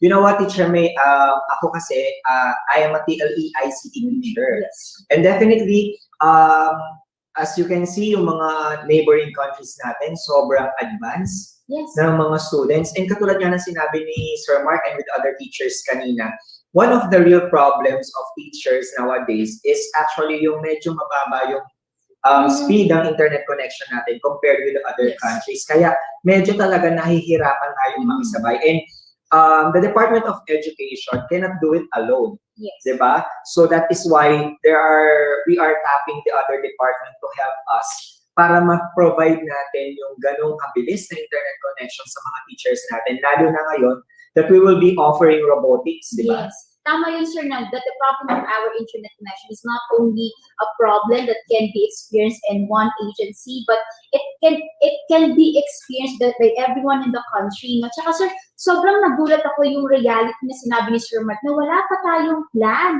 for educational technology. Kaya pala there are a lot of work pa to be done para dito sa ating agenda and vision na talagang palakasin yung technology sa ating country. But it is important that our unit is really doing something, sir, na para i-advocate yung importance ng technology sa ating bansa. Yes, actually, if we're going to take a look on the situation, syempre, parehas naman tayo naging student tayo before, di ba? I actually salute the teachers before. Yes. Yung mga teachers natin na gumagamit ng sandamakmak na Manila paper para lang ma-impart sa atin yung knowledge, di ba? So, kumbaga parang if they have the technology by that time, siguro, they are also having the problem na na-encounter natin ngayon na medyo yung iba, they don't want to learn technology anymore because they think na they are old enough. But definitely, kaya nga meron tayong tinatawag na mga internet natives or mga technology natives, di ba? Unlike yung mga kids kasi ngayon na even mga bata pa lang, without even reading the manuals of their brand new cell phones, kaya nilang i-manipulate, di ba? So, we believe na yung mga teachers, may kanya-kanya po tayong pinagdaan ng process, na may pinagdaanan din mga problema. But, the purpose of the Educational Technology Unit is actually to guide yung mga teachers natin on how to become technologically competitive, di ba? Tsaka sa mga professionals, mapapansin mo, yung talagang nag-a-advocate ng technology sa mga bata at para i-expose sa mga bata sa kahalagahan ng technology sa kanilang mga buhay.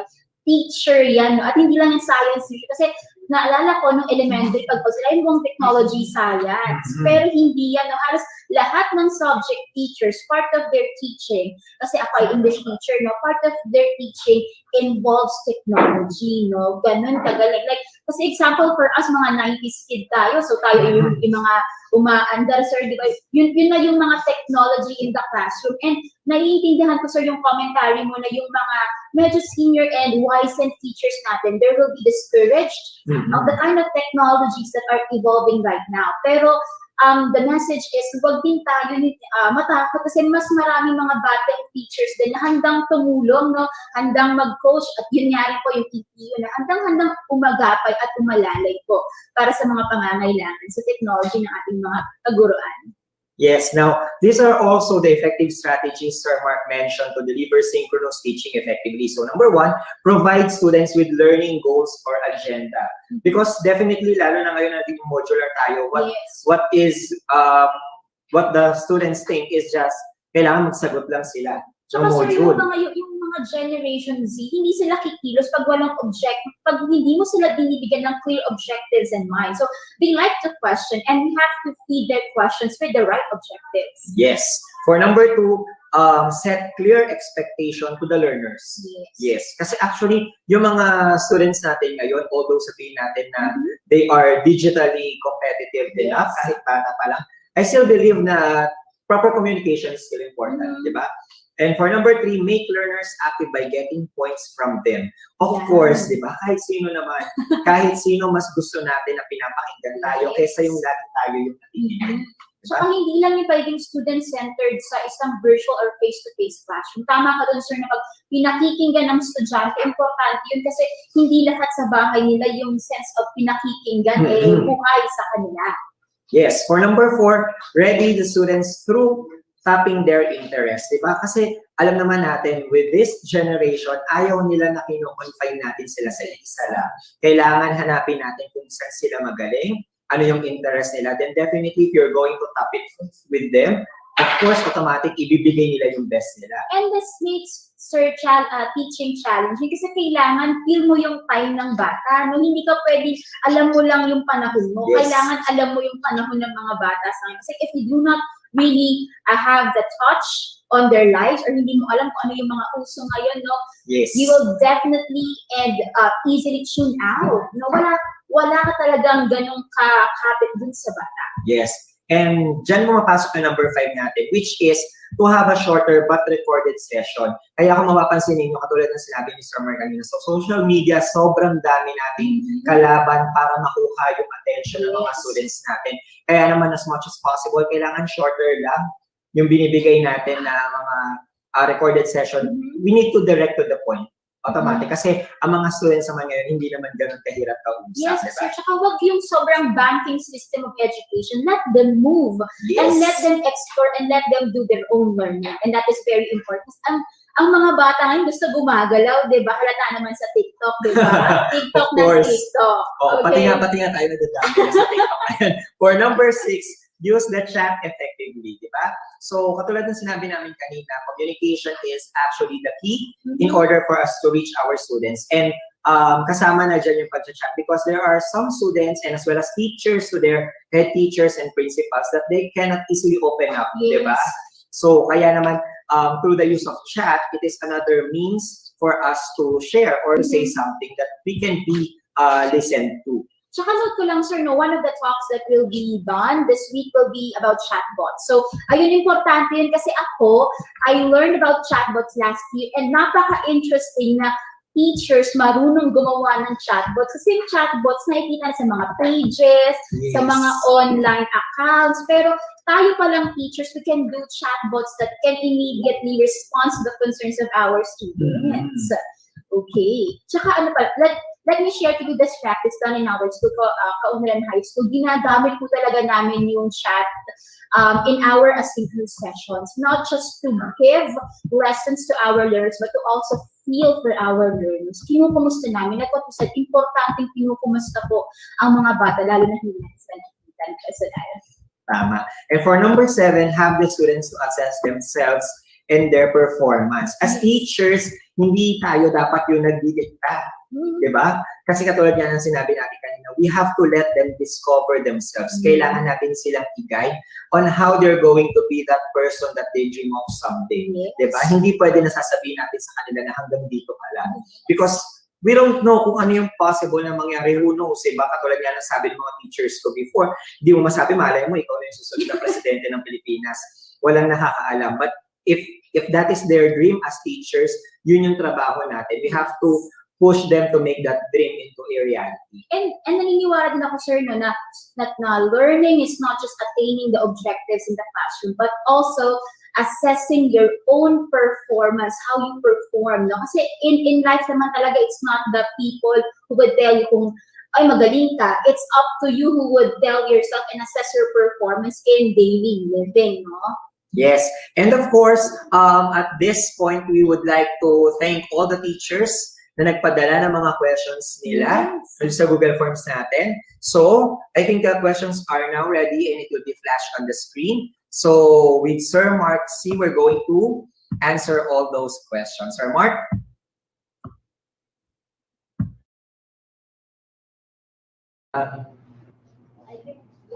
Can we read the questions so that Sir Mark will answer? All right. Ayan. Okay. So our first question. Are you ready, Sir Mark? So this is 40% of the criteria. Yes. Okay. So first question. Is modular as a modality for learning is really effective since most of the students are not the ones answering the activities? Wow. Would you like to repeat, Mr. the question? Kaya ni Sir yan. Yes, thank you very much. Okay, thank you for that wonderful question.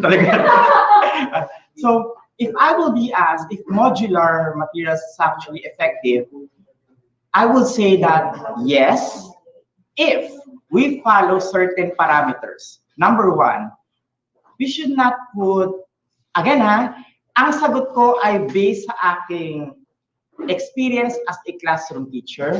Ang aking sagot ko ay based kung paano ko i-deliver ang aking pagtuturo gamit ang technology, at ang aking sagot ko ay base sa aking perspektibo bilang isang manunulat ng isang textbook. Ayan, kasi textbook author po ako. Yes, the modular materials will always be very effective, provided that, number 1, answer key should not be provided at the back portion of it. Bakit? Kukopyahin lang at ang mga bata pwedeng ilagay doon ay yung term na let the teacher decide what's the answer, yung mga gano'n. Baka makakita ka ng gano'n, o kaya all of the above, yung mga gano'n. Hindi sila mag-iisip kasi pinrovide mo yung answer key. For me, the style of a module should be like this. It's direct and precise. Number 1, put the objective. Number 2, have the set of questions that will elicit the mind of learners, yung level niya from knowledge base hanggang umakyat yan hanggang pa-evaluation or synthesis. Bakit po ganun ang kinakailangan na flow ng isang module? Kasi po, kapag nagturo tayo, iba ang face-to-face at iba ang isang modular material. So, kinakailangan talagang pag-aralan ito ng mabuti. But again, it is effective, provided that a module is well thought of, pinag-aralan ng mabuti, tinignan kung paano siya dapat i-deliver, at hindi magsa-stand alone ang module without other modalities. Bakit? Pwede bang magsalita ang module? Maituturo ba ng module na, uy, makinig ka sa akin dahil ganito ang konsepto? Masasabi ba ng module sa magulang na nakalimutan na ang konseptong yun, o pwedeng yung magulang ay hindi nakapag-aral o nakapagtapos, at anong sasabihin niya sa kanyang anak? Masasabi ba ng module, eto po ang dapat niyang ituro? That's why there is a collaborative effort on how a module will be effective. Take note, modules will be modules having the set of questions to guide the learners to understand the concepts. If there are some information, the information should be direct, concise, and precise, not that wordy, hindi yung parang terminolohiya ng ating dating senadora na Miriam Defensor Santiago na nakaka-nosebleed. Alam niyo ang ibig sabihin doon, mga co-teachers? Bakit po ganun ang aking binabanggit? If we wanted to help our learners, let's consider our modules. If the modules are crafted enough to suit their needs, na hindi sila makakapandaya, hindi sila mandadaya, ginagabayan sila ng kanilang mga magulang with confidence, and with the aid of other modalities, the module will be effective. But the module alone will not stand alone. I hope that's clear. The module alone cannot stand alone, because if we only have that, I'm sure yung learners natin ay hindi fully na natuto dahil hindi makakapagsalita ang mga module. Ang mga magulang mismo ang makakapagsabi sa atin kung naging epektibo ba to. Bakit? Sila yung naging kasama eh. At di ba nga, naririnig natin sa mga magulang, nagtiteacher-teacheran ako para sa anak ko. I hope that word will be eradicated. Parents should be there as our partners, as facilitators for learning. And we need to help our parents. That's why we devised something in EdTech, yung nga po yung tinatawag namin na itulay, to guide our learners to understand it, to support. Kasi po, inaalis natin yung kulong sa classroom na very standard na kung English ang subject, English talaga. Kaya nga ginawa namin siya na tutor format so that we are able to express and explain in a vernacular yung mismong concept para po maunawaan ng bata. Again, if you have something in mind to help our learners kung paano ma-expand ang reach na ito, please do so. We are listening. So thank you for that wonderful question. Yeah. Lumagpas na ako sa airtime. 30 seconds yun. Question, sir, is from Ma'am Annalyn Eclevia Banda of San Jacinto National High School from Pangasinan 2. Okay. How about for our next question, Teacher All right, May? sir, are you ready for your second question? For the easy round, okay? This question was from Maysel R. Silvino from A. Mabini Elementary School of Caloocan City, SD Caloocan. And this is the question, sir. How will the department deal with those parents who are not supportive in the asynchronous learning of their children? Thank you. DepEd should work double time. Why? If our learners doesn't have an equipment to use at home, how are they going to be effective in having an asynchronous way of teaching, asynchronous way of learning. Hindi ba ang mga magulang na walang equipment ang kanilang mga anak, kailangan bang sila ang mag-provide? Paano kung wala silang maipo-provide? That's why I keep on mentioning earlier that it's a collaborative effort. So, to the government officials who are currently watching, and those who have already supported and gave tablets or cell phones to the learners for them to be equipped with both asynchronous and asynchronous teaching and learning, maraming salamat. At sa mga magulang po na hindi pa rin po naniniwala dun sa perspektibo na asynchronous teaching, ang DepEd TV ay asynchronous. Ang modular material ay asynchronous din po. Kahit na hindi po siya pumapasok sa online, makikita po natin dito na kinakailangan ay magkaroon ng konkretong programa si DepEd para ma-empower po ang ating mga magulang. And thank you for that question. I believe that it's a collaborative effort from the central office para po matugunan ang pangangailangan na yan. Dahil hindi lamang learners at teachers ang kinakailangan nating tulungan, pati ang ating mga magulang. Kasi po sila talaga ang sumasalo ngayon ng bigat nung responsibility ng ating mga kaguro. Alam ko, malaki ang responsibilidad ng mga guro, pero aminin po natin na ang mga magulang din po ay nasi-stress out dahil hindi nila alam ang gagawin at sinasabi na lang nila sa anak nila na makinig ka na lang, paano sila makikinig kung hindi available ang mga resources. That's why it's a must. DepEd should double time the efforts para ma-deliver po to. At maraming salamat. We will work on it and devise a plan for that.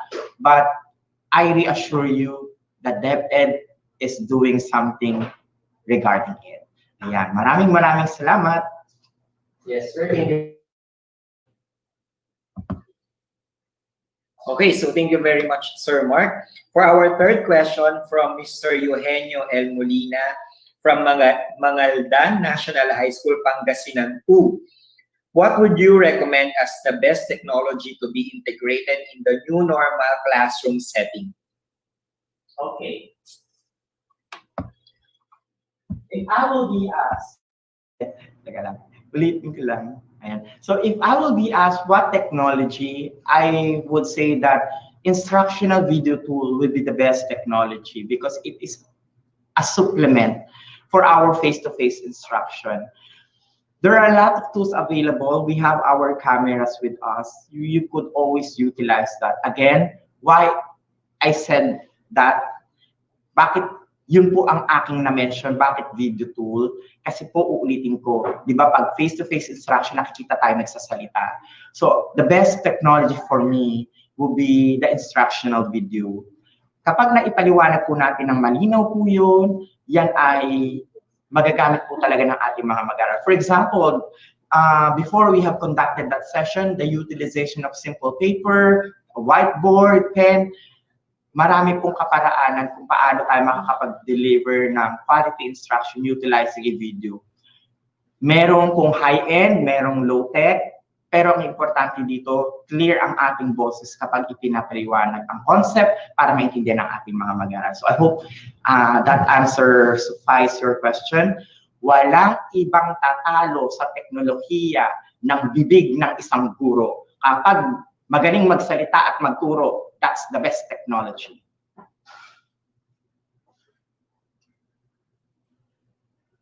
Okay, thank you, Sir Mark. And now we will be going to the penultimate question. And this question was from Jessa Joy Palileo from Arsenio C. Herrera Elementary School, SDO, Manila. And this is the question, sir. What intervention can be done with the students or parents who are not cooperative in entering the synchronous classes?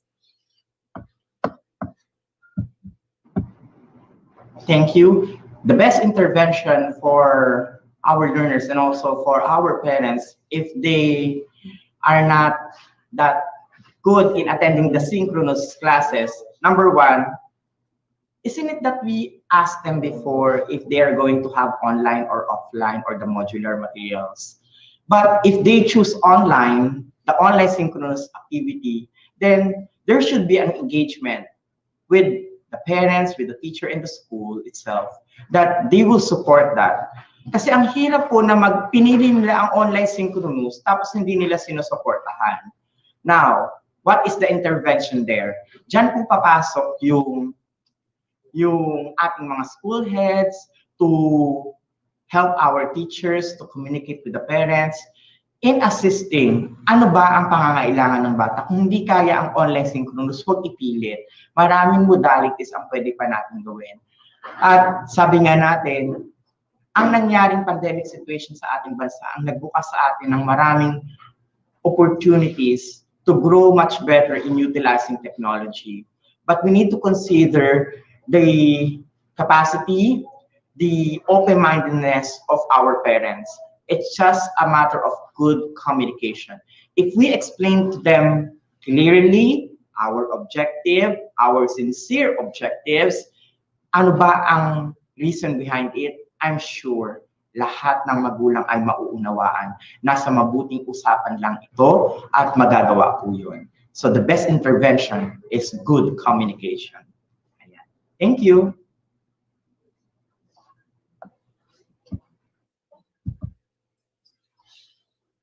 Okay, so for our final question, Sir Mark, from Roy Albert C. Lacanay of A. Mabini Elementary School from SDO Caloocan. How are you going to deal with those seasoned teachers in performing the new normal setup the easier way?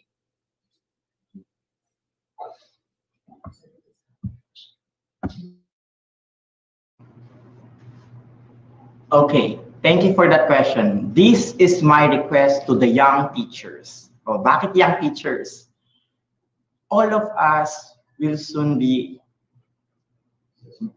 seasoned teachers. Hindi ko sinabing all, no? All of us will soon be seasoned teachers. At kapag dumating yung panahon na yon, hindi ba alam natin na we have some weak spots, we have some areas that need to be assisted. Ibinabalik ko at nag-flash forward tayo or nag-fast forward tayo dahil yun ang pangangailangan ng ating mga seasoned teachers. Since we are young, we know these technologies, let's collaborate with one another. How to do that? Engage, collaborate, and help them out. If they are conducting sessions, this is the best thing. Ginawa ko to sa Lasal Green Hills, and I'm sure if they are watching now, mapapangiti sila sa mga ginawa namin noong 2013 pa. Rule number 1, daanin sa pagkain. Bakit ko sinabi yon? Kapag pinakain natin yung ating colleague, ilibre natin, ma'am, kain po tayo. Ma'am, pwede ba kitang turuan tungkol sa paggamit ng teknolohiya or technology? Pero kung mag-alala, ang gagawin natin ay, papasok ka doon sa session, papasok din ako. Tapos ang gawin mo lang, tumingin ka lang doon sa isang spot. Tapos ituro mo sa kanya yung camera. Madali yung sumunod. Bakit? Kasi those are directions that's simple for them. Ituro mo lang yung camera. Ma'am, diyan ka lang tumingin. Tapos magturo ka lang. Ngayon, ang sinabi ko lagi, if you have the props or if you have the visual materials that you have it before, like meron kang flashcards, tingin ka lang dun at ipakita mo, nakikita mo yung sarili mo dun sa screen. And just do it. Giving them enough confidence, linking their traditional practice with the current one will help them a lot. Again, let's help them. Kinakailangan ialis natin yung konsepto na, naku, hindi na kaya yan, seasoned teacher yan. Actually, kapag natutunan nila ang paggamit ng technology, isa yan sa pinakamagagaling. Dahil they have this experience, samahan mo pa ng unti-unting paggamit ng teknolohiya, kayang-kaya nila yan. Bakit? Natutunan nga nila gumamit ng ATM card, di ba? O di ba? Kung natutunan nila yun, matututunan din nila unti-unti yung paggamit ng webcam.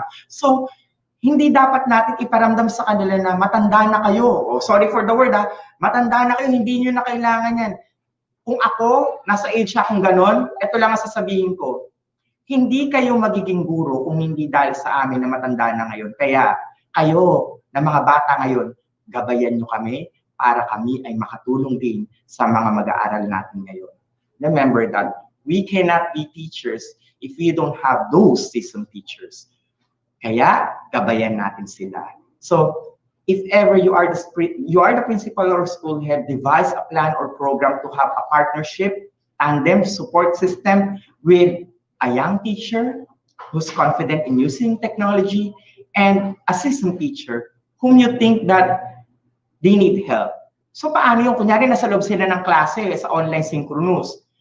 Kailangan si seasoned teacher ay huwag mahihiya na nandoon naman si young teacher. At si young teacher, huwag kang magko-comment. Baka mamaya kung anong comment ang sabihin mo, huwag kang magko-comment. Hayaan mo siyang i-build ang kanyang confidence. Ang iyong task lang ay i-connect si teacher sa kanyang learner. Yun. Sa pamamagitan nun, let the seasoned teacher ask questions to you and answer them out. Kasi sa pamamagitan nun, hindi natin inaatakan ang kanilang ego, ang kanilang perception. Tandaan, we are there to help. We are not there to criticize or to critique. Okay? So, yun po ang aking suggestion.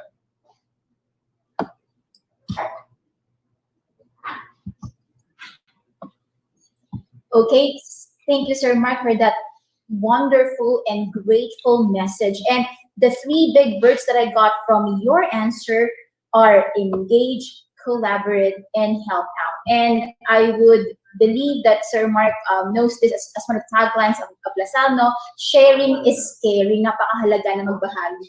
Lalo na sa mga wise at seasoned teachers. Dahil tama nga naman, Sir Mark, no? Hindi tayo magiging guro kung hindi rin tayo naturuan ng isa ring guro.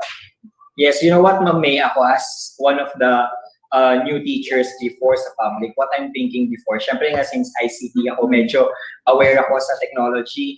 Ang lagi ko kasing iniisip sa sarili ko noon is that hindi ako mapapagod magturo sa mga seasoned teachers when it comes to technology because etong mga seasoned teachers na to, tatandaan niyo po ito ha, mga bagong teachers, sila yung merong kakayahan na makapagturo sa ating mga bagong teacher how to deal with parents. Yes. Kasi sa sobrang haba ng panahon that they've been in this profession, naka-encounter na sila ng iba't ibang klase ng magulang na hindi natin yan actually na-encounter pa sa ngayon.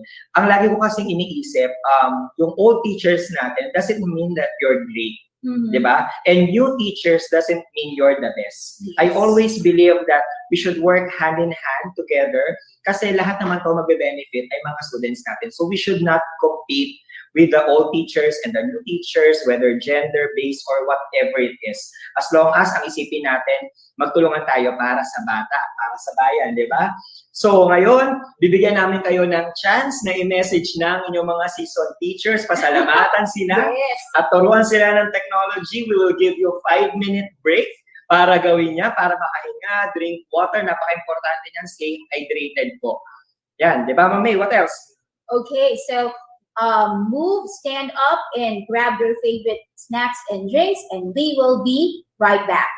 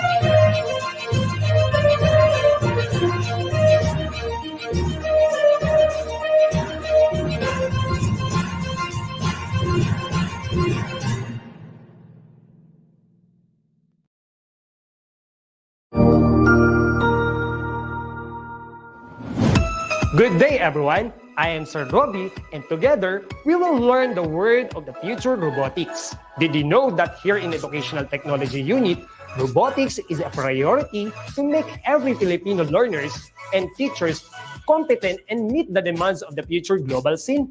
Wherein teachers, students, and parents who wanted to learn robotics is just a click away for free. Robotics is an interdisciplinary field which integrates computer science and engineering. It involves design, construction, operation, and use of robots to assist human activities. Are you ready for this transformation? Soon in ICTS Educational Technology Unit. Come and join us and love the future para sa bata, para sa bayan, at para sa guro. Sulong Edukalidad.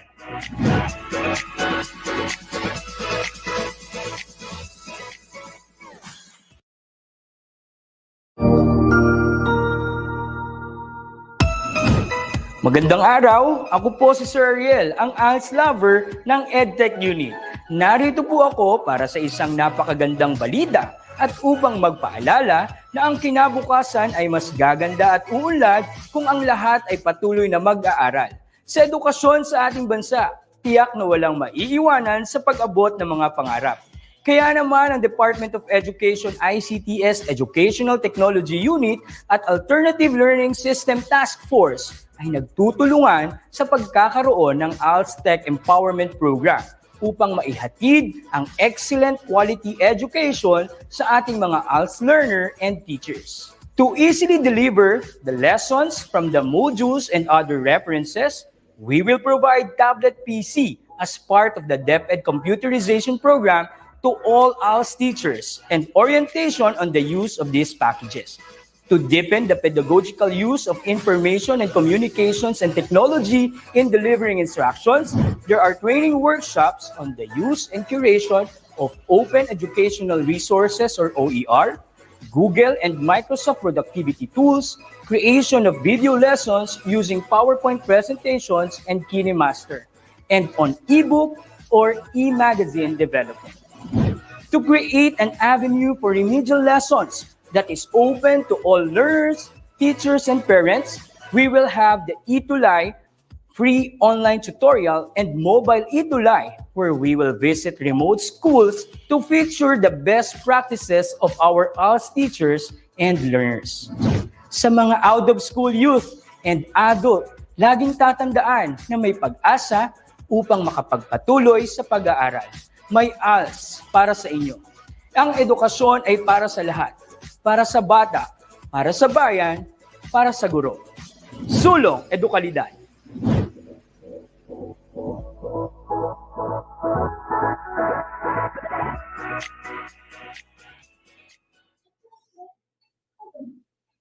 And we are now back to continue the other half of the PM session of the first day of the virtual INSET. Sir Mark?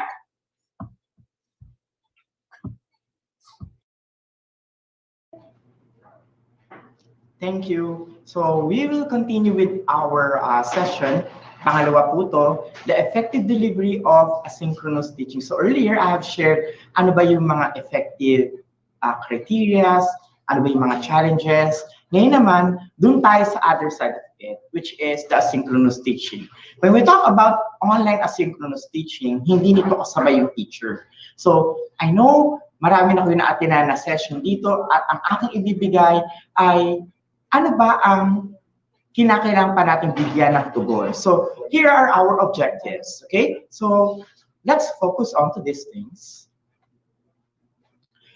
At the end of the session, ito ang ating target. The participants will be able to first to determine proper actions in conducting effective asynchronous activities in the teaching learning process. So, I'll be sharing to you a lot of tech tools that you could utilize so that you will be having an engagement, more efficient engagement with your learners. Yan. So, yung mga hinihintay ninyong tech tools, ipapakita ko yun. Number 2, identify readily available resources to support the asynchronous learning session. So, we have a lot of these things. At gaya ng aking nabanggit, kinakailangan ay alam lang natin kung paano ito i-search. But of course, we need to cite the resources kung saan siya nanggaling. Next, number 3, reflect on best practices and self-assessment in the delivery of asynchronous session. Kung kanina synchronous, ngayon naman i-reflect natin. Kaya ko rin ba ang asynchronous? Mas ginagamit ko ba ang asynchronous kaysa sa synchronous? Ano ang natututunan ng mga learners ko kapag nag-conduct ako ng asynchronous classes? Next, number 4, is to propose an innovative solution to the department to provide equal access to technology in different types of learning environments. So kanina, nagtanong po ako sa inyo. Ngayon naman, ang question ay, paano kapag any types ng learning environment? Okay? Kasi iba-iba tayo ng situation. Merong areas of conflict. Ito, halos lahat. Meron tayong pandemic situation na nararanasan.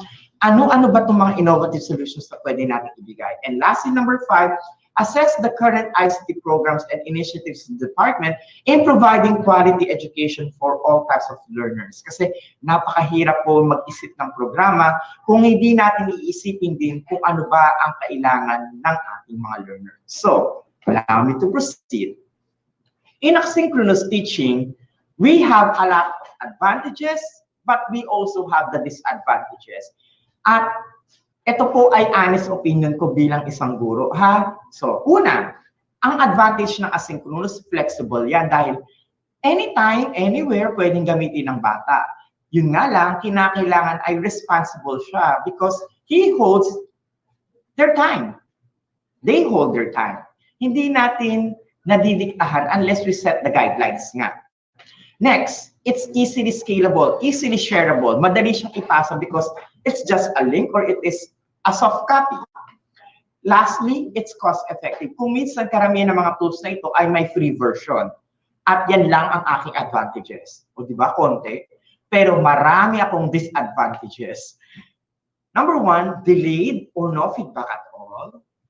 Next, the distracting attention of other available materials in the net.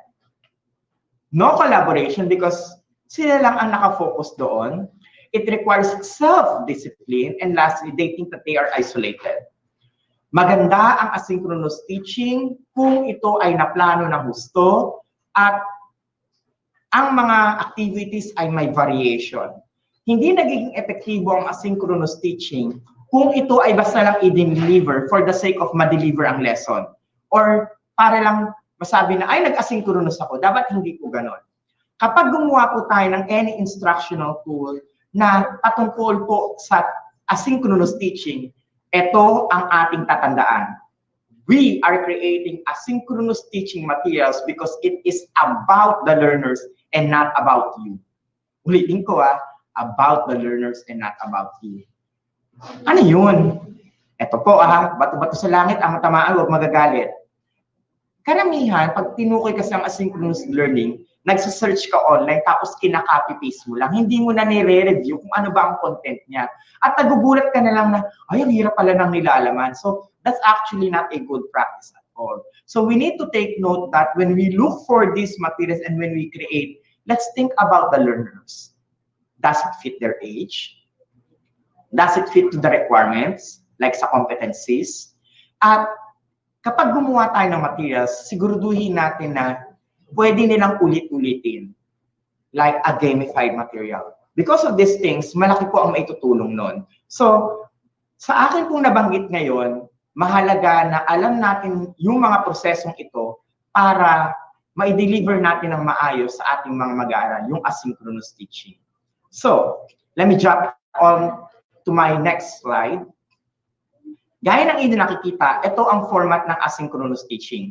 Pwede tayong gumamit ng desktop, ng laptop, pwede rin ang tablet o mobile phone, and it's more about the content and how we socialize. Because it utilizes an LMS to make it work. It's reasonably sound or good if we have an interactive ebook material. We use gamified links. We have the utilization of different curriculum web pages such as the LR portal and also the DepEd Commons and other resources found online. And lastly, to have your audio and video recordings. Having all of these components, it will empower your class. in delivering asynchronous session. So with that, dahil tinanong ko ito, ibabalik ko sa inyo ang tanong. Ipa-flash ko ngayon ang question na kinakailangan ninyong sagutin regarding asynchronous teaching. Now, I want you to estimate your use of instructional technology with students for having this type of activity. Kayo ba ay lagi niyo yung ginagamit? So you need to gauge it. So I use technology for instruction nearly every day. Araw-araw ba yung asynchronous mo? O about once a week? O once a month? O seldom or never? I want you to be honest in answering that one. Why? Because it will help us in the edtech unit. Kasi po, kung konti ang materials, alam na natin ang mangyayari. Ibig sabihin, maliit ang chance na magkaroon ng asynchronous teaching dahil kinakailangan nating suportan ang pangangailangan ng mga guro. So, I want you to answer it honestly. The code is 746-11495, and please be honest in giving your feedback regarding this. At ating titignan ang inyong kasagutan. Let's show the data.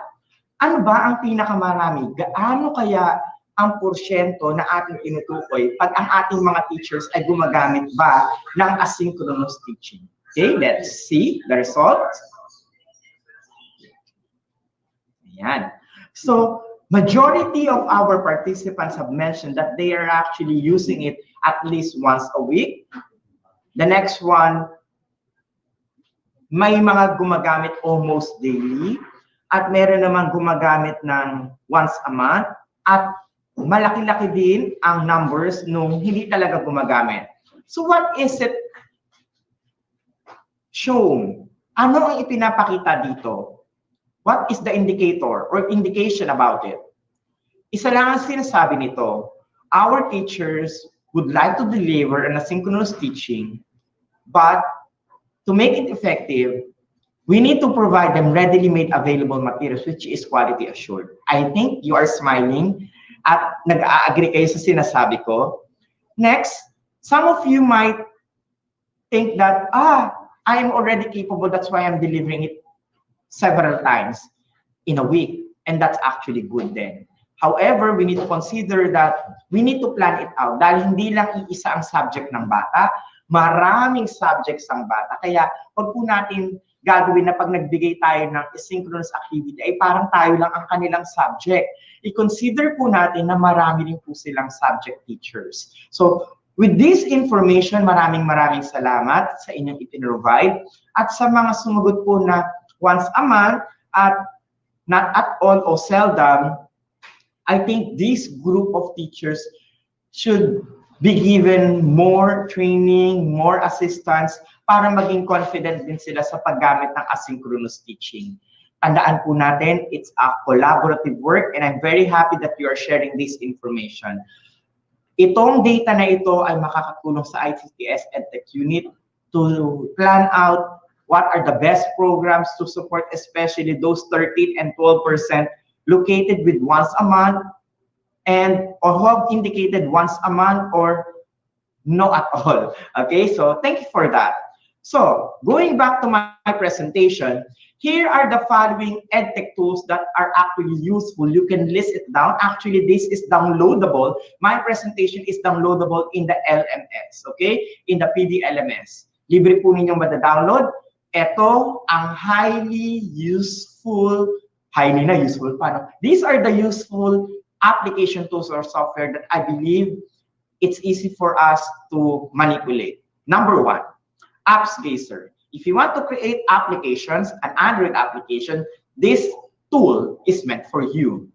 We have a lot of sessions conducted already for the transformational OER. You can watch that so that you will be aware how these tools are used. It's in the YouTube page of the EdTech Educational Technology Unit. Second is quizzes. Quizzes is an interactive quizzing material, a gamified tool wherein you can attach an image, video, your audio, everything that you have in mind, it's usable. In addition, you can search readily made quizzing materials meant for your class. However, the discretion there you need to review the sample questions because some questions might be not applicable for your learners. Baka iba yung kanyang competency. So you need to review still those search quizzing tool, okay, or quiz materials. Next, Go Conquer. Go Conquer is an online tool. You can easily embed it. So for example, if you have a web page that you could have an injected interactive activity, use Go Conquer. Get the iframe. We will be having a session in transformative OER. Isa po ang Go Conquer sa ituturo po namin. So hindi pa po namin tapos ang session na yun. We will conduct that anytime soon. So again, if you have a web page, Go Conquer is a good option. Next is Nearpad. Nearpad is somehow an assistive tool. It's like having an interaction with your learners in real-time performance. So for example, I'm presenting now. If I switch it to my next slide, all learners who are watching your presentation will also swap to the next slide. In addition, you can ask questions interactively, like a gamified one. So pag nagtanong po tayo, makikita natin ang kanilang responses kagaya ng nakikita nyo po sa ating activity kanina. But that one is different. Hindi po yung Nearpad. Okay? So again, ang sinasabi ko po dito sa Nearpad ay you have a direct control. Aside from that, you could give a home-based activity by providing them a link or providing them the code. Next is Schoology. It is a learning management system which is for free. Next will be Wix. We have delivered this session before in creating curriculum page or curriculum website.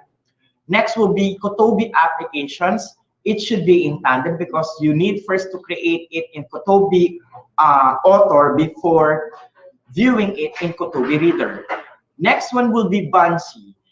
Yan po ay isa sa talagang nakakatuwang tool dahil para kang nakakita ng Canva na pina-level up. Oh, ayan. So, nagbigay na ako ng clue.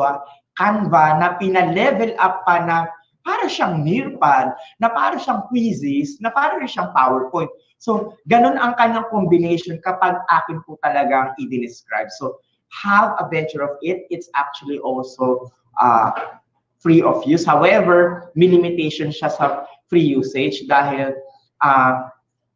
ang kanyang gamit po ay may bayad. O, talagang diniretso. May bayad siya kasi hindi naman talaga siya totally free. But there is a free version that you can use. Next is Edmodo. Again, a learning management system which is a good option.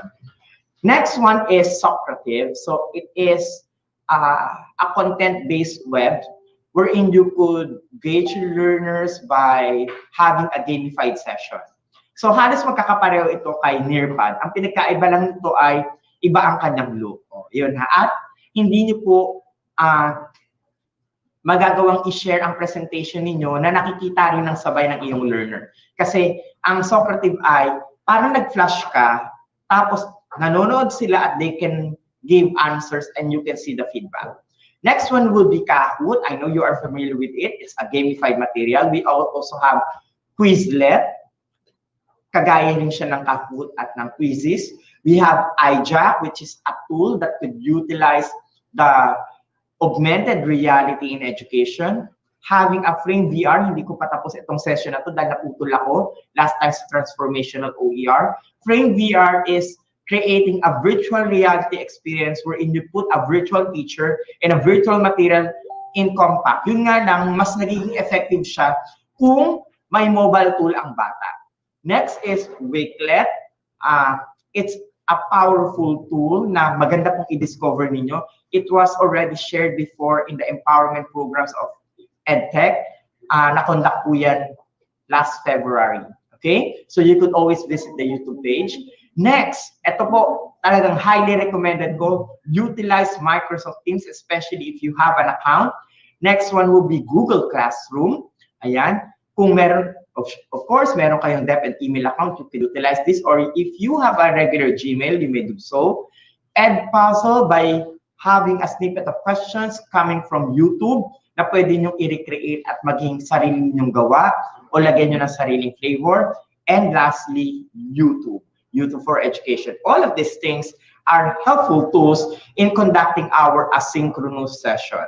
Okay? So, with that being said, I have again my next set of questions. So, if a flash po yan ng ating webinar director, so I hope you give us an answer here. Please be honest, okay? Tingnan natin yung inyong sagot, okay? What is your main resource material to effectively deliver an online asynchronous session? Maging honest kayo, please. Are you utilizing as the base material yung po ba nating printed modules? Yung po bang ating video lectures or video episodes? Our shared links or materials or files? Or the open educational resources? You choose only one. Choose only one, okay? Kailangan yung mamili ng isa. Ano sa tingin ninyo ang inyong main resource material ngayon kapag kayo ay nagtuturo para maging effective kayo sa pag-deliver ng asynchronous teaching? Na kung tingin ninyo ay kapag wala yun, mahihirapang matuto ang mga bata. Okay, importante yung sagot ninyo. Dahil, alam niyo na, magsasangayan sa kung anong project at kung anong modality dapat yan sumuport. Okay? So, our access code is 746-11495. And please be honest in giving your opinion. Again, it's really important. The question is, what is your main resource material to effectively deliver an online asynchronous session? Can we see the reactions in the field? Let's see kung ano kanilang, di ba? Lumalabas na printed modules. Ano ibig sabihin nun?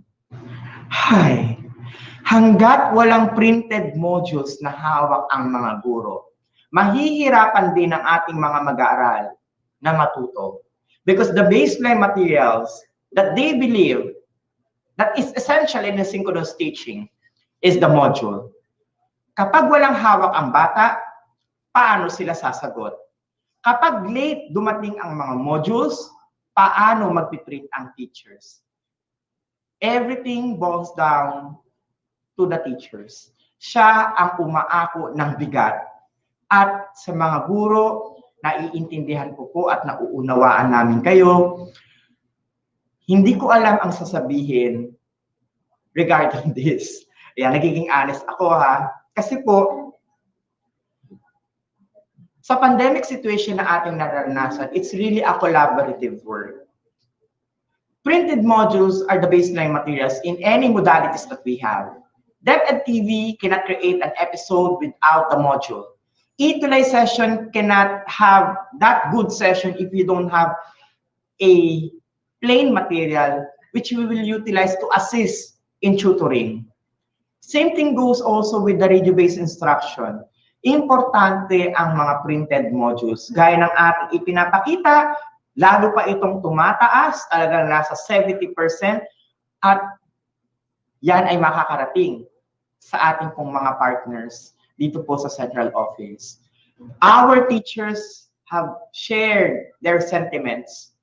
Their main resource material are the modules, the printed modules.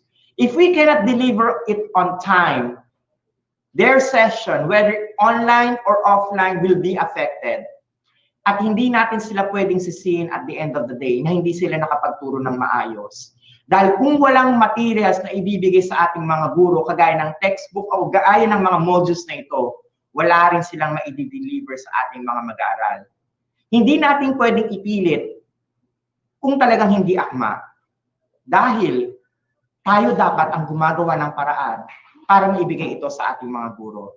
The responsibility there is shared. The leadership there should be there. Printed modules should be given to our teachers ahead of time for them to prepare it. Because if we don't have it, any modalities will not be successful. Everything will suffer, especially the learnings of our students. And at the end of the day, we cannot blame the teachers because we need to ask ourselves, do we have already the modules given to them? Kung wala po, then we need to do something double time. Kailangan ng ating mga guro yan. Isang linggo na lang po. Ayan. Salamat. Let me continue with my presentation. So, nakikita natin dito sa datos na ito, hindi po ako nagtuturo kung sino ang may kasalanan. Ang ating po pinararating dito ay ito ang boses ng ating kaguruan.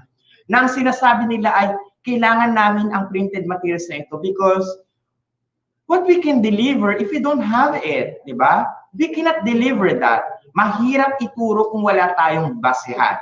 Pero alam natin na kaya ng mga gurong magturo basta makita lang ang konsepto at topic. Pero ayaw natin silang mahirapan. Nahihirapan na nga silang mag-check ng modules, di ba, sa sobrang dami. Mahihirapan pa ba natin sila kung saan sila hahanap ng module? Tama ba ako? Now, let's continue. So, I'm going to share with you the effective strategies that we could have when we conduct our asynchronous teaching. So please take note of it.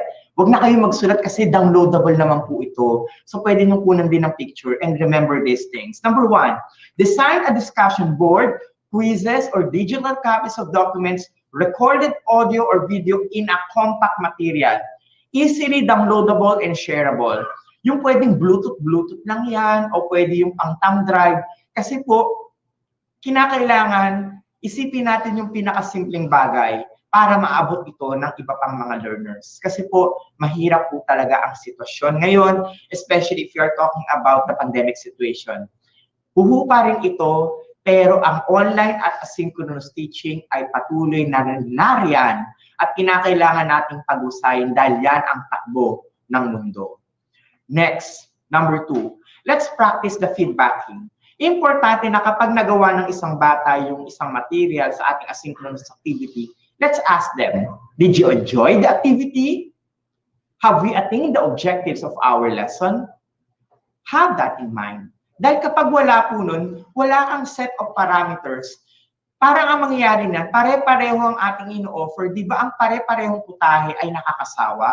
Kinakailangan may variation. And the feedback of our learners is very important to consider. Next, use a variation of e-learning activities, which I have mentioned already earlier. 4, set a time frame and a schedule of activities na pwede nilang ulit-ulitin.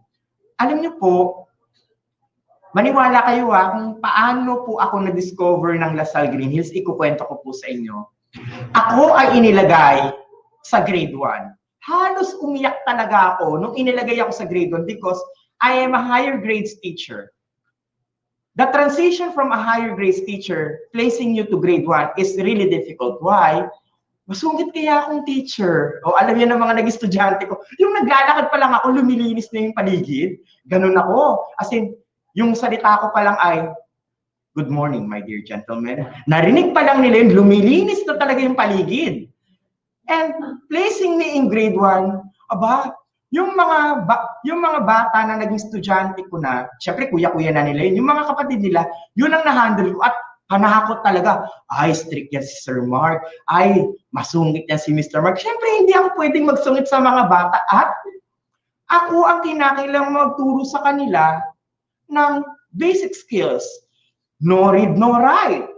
Talagang hindi sila marunong magsulat, may umiiyak, may dumedede. Lahat na nandun sa classroom na sabi ko nga, ayaya ba ako rito sa loob ng classroom? Gusto ko nang mag-resign, but I respect the decision. Sabi ko nga, it's a challenge. Hindi maganda sumulat ang klase, hindi marunong sumulat ng maayos. I take time to collaborate with parents and give them activities, worksheets, engaging activities online na pwedeng paglaruan ng bata. At maniwala kayo sa hindi, penmanship champion ang aking klase. Sobrang gandang sumulat. At ngayon, high school na sila for sure, grade 9. Ayan. Bukod doon, lahat ay marunong bumasa. Paano ko nagawa? I use compassion, I use technology, and I talk to the parents na kinakailangan nila akong tulungan. Ito ang materials, ito ang thumb drive. I-play mo lang yan ang i-play para dun sa iyong anak at matututunan nila kung paano yung pronunciation ng letters. At unti-unti, I am successful. Yung mga mag-aaral na yon, I am very proud to say, that they are actually my stepping stone on how I improve in educational technology.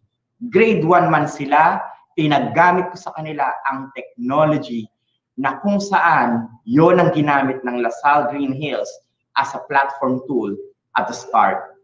Diba? Every single step can make a difference. At masaya ako na i-share yon dahil hindi question dito kung ano tayo as a teacher, kung ano tayo as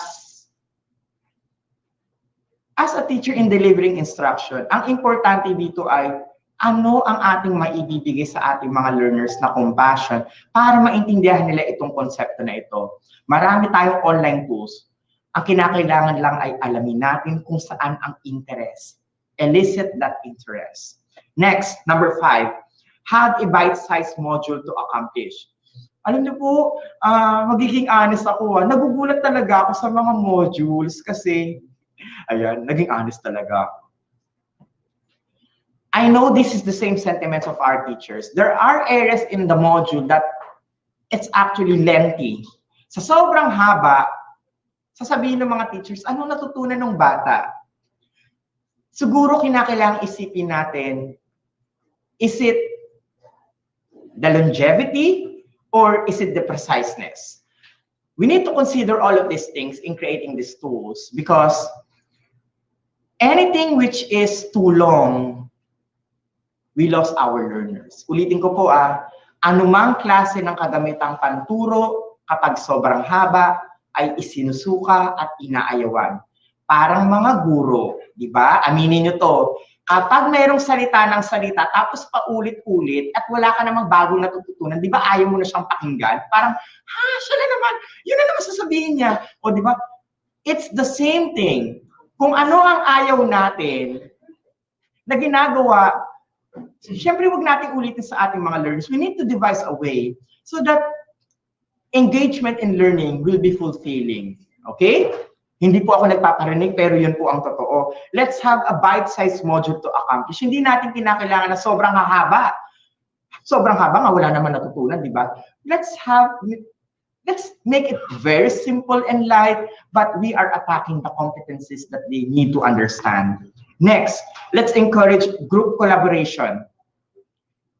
Wala nga tayong face-to-face, pero pwede natin silang i-engage sa group works like, ikaw, di ba pwede na magka-chat naman kayo. So you need to know your learners kasi they can create meaningful activities. But if you're handling the lower grades, it's very difficult. Huwag ka magpa-collab-collab dyan. Ay nako, baka ma-stress out ka. Bakit? Kasi kung sa lower grades ka magpapakolab, kinakailangan mo ng coordination or help sa kanilang mga guardians o parents kasi hindi nila masusundan kung anong dapat pindutin. Kinakailangan nila ng guide doon. Okay? So again, proper planning is needed. And number 7, incorporate and create connections which is relatable. When you have exercises, use their names, ayan, para ma-engage mo sila. Pero kapag ginamit mo yung pangalan, dapat hindi naman negative ang tone. Hindi yung si Pepito ay ugod ng taba. Huwag naman ganun. Kapag gumawa ka ng mga exercises, it should be on the positive side.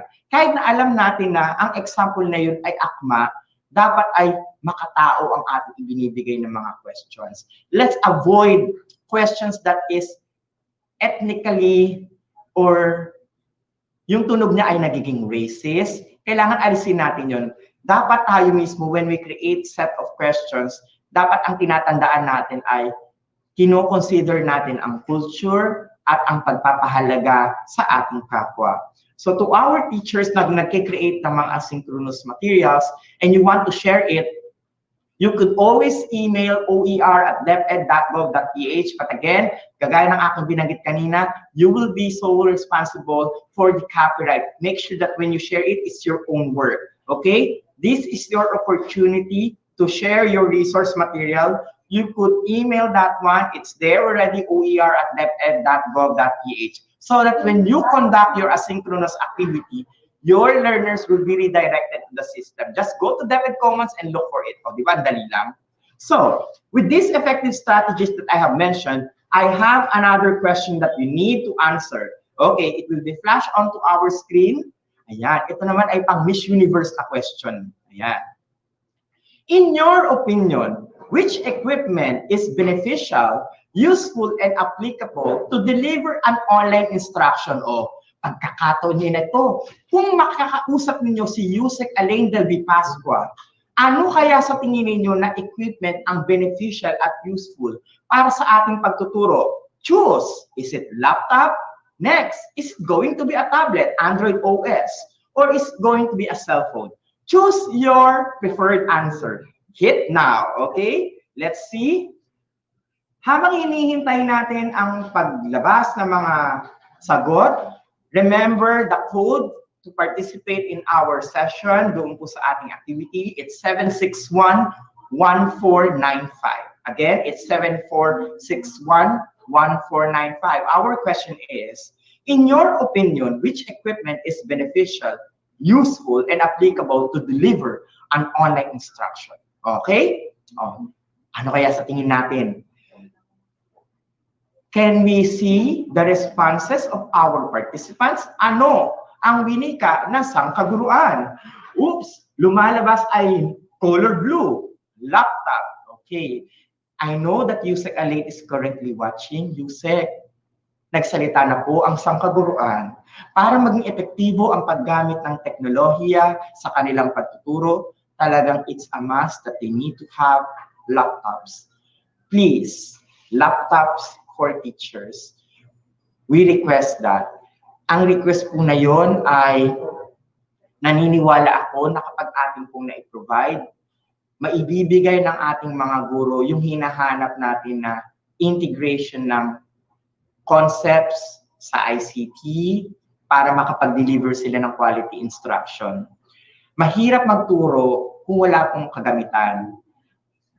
Opo, at nabuhay ang mga guro before sa paggamit ng Manila paper, cartolina, pentel pen, but with this changing time, it's important to support their needs. And I am very happy to share with all of our colleagues who are currently watching, DepEd is listening to all of you. That's why with this laptop for teachers, soon it will happen. Darating yan sa inyo. Sa mga taga Negros Oriental, nagbigay talaga ako ng andyan po kami anytime this week. I will not mention the name of the schools, but we'll be having a run-through of a session to empower the teachers. And after that, continuous na po na mangyayari yon. I am very positive that our teachers will receive these laptops. And thank you for the government officials who have already shared and gave teachers, the public school teachers, laptops to use. Ganon din po sa mga personnel ng SDO na talagang nag-isip ng paraan para maipagpatuloy at makaagapay sa mga guro at sila ay makapagturo gamit ang teknolohiya. And I'm very happy. I think that's 90% laptops for teachers. Agree ako dyan. Kaya i-push natin yan. Ako po, ipupush ko pala yan para sa inyo dahil mangyayari at mangyayari po yan. Ipinapangako po namin na yan po ay mangyayari. Kung hindi man agad-agad, yan po ay mangyayari. Okay po? So let's continue. This will be my last slide, but I'll be sharing to you the best practices on how we are going to conduct an asynchronous session. Okay? And after that, I'll be having my question and answer portion. Ayan. So regarding with the best practices for asynchronous learning, we need to consider all of these things. Number one, use readily made materials from reliable sources. Importante na reliable talaga para po less tayo sa pag-check nung tinatawag natin na grammar o yung meron bang typo error. At sa mga teachers naman na gustong mag-share ng readily made materials, make sure that it is already quality assured para po mas makatulong sa iba pang teachers at makakatulong din yan sa ating mga parents. Next, make online materials shareable for the benefit of many because there are a lot of tools which is having a settings. May ilan po, kagaya ko, ayan, dati po, kapag gumawa ko ng instructional tool, maramot ako hindi siya shareable. So, ang ginagawa ko lang, set to private. But, if we want to inspire more, and if we want to help more learners, then we need to set it with public so that they could easily locate it.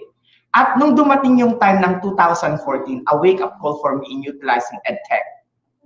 Hindi na ako nagpa-private ng aking mga sessions. I will make it a point na mapanood, makita, kasi po, hindi ko madadala sa hukay ang kahusayan sa edtech. Kinakailangan ang mga sangkaguruan ay matuto po nito. And once you learn these things, continue by inspiring other teachers who have not learned or who have not watched that kind of session. Next, number 3, activities not more than 40 minutes to accomplish. Kasi meron po talaga akong mga nakikita na activities na sobrang tagal, parang yun lang yung subject nila. Huwag pong ganon. Kinakailangan para mahalin ng mga bata ang ating subject. Kinakailangan ay alam natin kung paano i-atake ito ng maayos. So, please take note of this. Screen time should be considered. But, again, we cannot avoid the fact that there are several subjects in the Philippines. But, with these things, importante na i-consider natin na yung kanilang i-accomplish ay not more than 40 minutes. Next, use a reflective format to elicit critical thinking. Bakit reflective question? Kasi po, dun yung makikita paano nila ipinroseso ang kanilang pagkatuto. Use simple directions. Use a variated activities or variation of activities. And make sure to gamify it. Kahit na marami kang variation, importanteng naka-gamify siya. Yung pwedeng magkaroon ng automatic response ng mga answers dahil makakatulong sa ating mga learners. And if you want to learn more about these asynchronous activities, you can watch the Saturday sessions or the previous recorded sessions of the edtech unit. Doon po tinuturo ang different OER tools kung saan magagamit po ninyo panigurado sa pagtuturo. And I'm sure your learners will have the aha moment. And lastly, number 8, engage in compelling audio or video lessons. Importante po ito dahil kinakailangan ay alam natin kung ano ang kanilang needs. You can always visit DepEd TV, YouTube channel.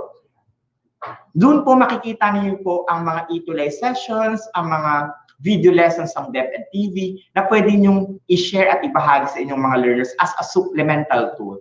Take note, asynchronous learning is a supplemental concept that we are providing for our learners. So,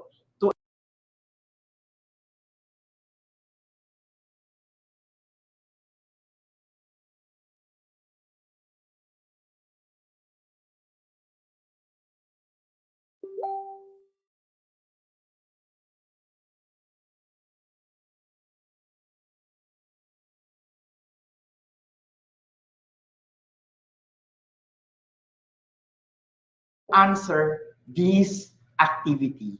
I have my last question. Ayan, at ipa-flash po yan. Ayan. Sa mga kaguro po natin na nanonood po ngayon, pakatandaan po natin na tayo po ay gumagamit ng menti.com at ito po ay may code na 746-11495. So, kanina ay tinanong ko kung in your own opinion, what will be the best equipment na gamitin. So, nasagutan natin. Ngayon po, lilipat tayo sa next question. So, hintayin lang po natin na ma-flash po yan sa ating screen. O, di ba, ongoing, meron pa rin sumasagot sa previous question natin. So, maraming salamat po sa ating mga online participants. And get ready with your questions na akin din pong sasagutin din po.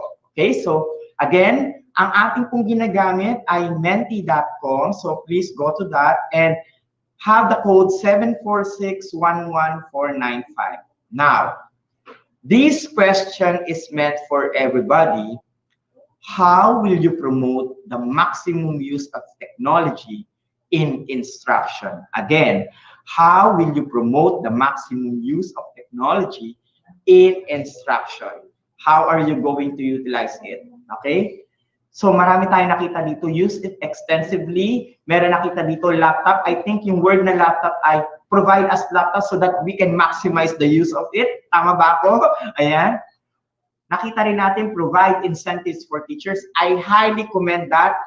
ako po, aminado ako na being a teacher, gusto ko ma-incentivize talaga ang teachers. So if you have a suggestion onto it, please post that one. Makakarating po sa kanila kung ano ang suggestion on how to incentivize but make it very reasonable. Okay? Next, nakalagay dito, have it in YouTube, have it as shared material. So thank you regarding it. So napakita ang concept na sharing tool. As teachers, let's work together. At maraming salamat sa mga teachers na nagke-create ng mga sites, like yung nakikita natin na nag-share ng mga tools.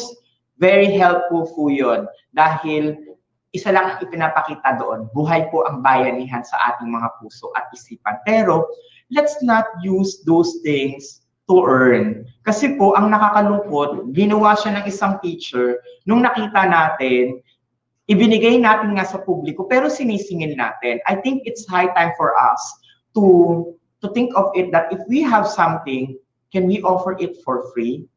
Or kung ayaw naman natin i-offer for free, then let's just put it in an aspect na hindi po siya nakakababa sa pagkatao ng isang guro. Kasi po, nakakalungkot isipin na ang binibentang mga materials ay gawa po ng ibang teacher. Siguro po kung ibibenta po ang isang resource material, it's okay if it is crafted by that person, that will be okay. But it's really hurting if a certain material published, hindi na nga siya nakilala, hindi na nga siya nabigyan ng recognition, ginamit pa yung kanyang material para maka-earn ang ibang tao ng pera na hindi naman yun ang kanyang gusto. So I hope with all of these things, we need to reflect on ourselves with our values in here.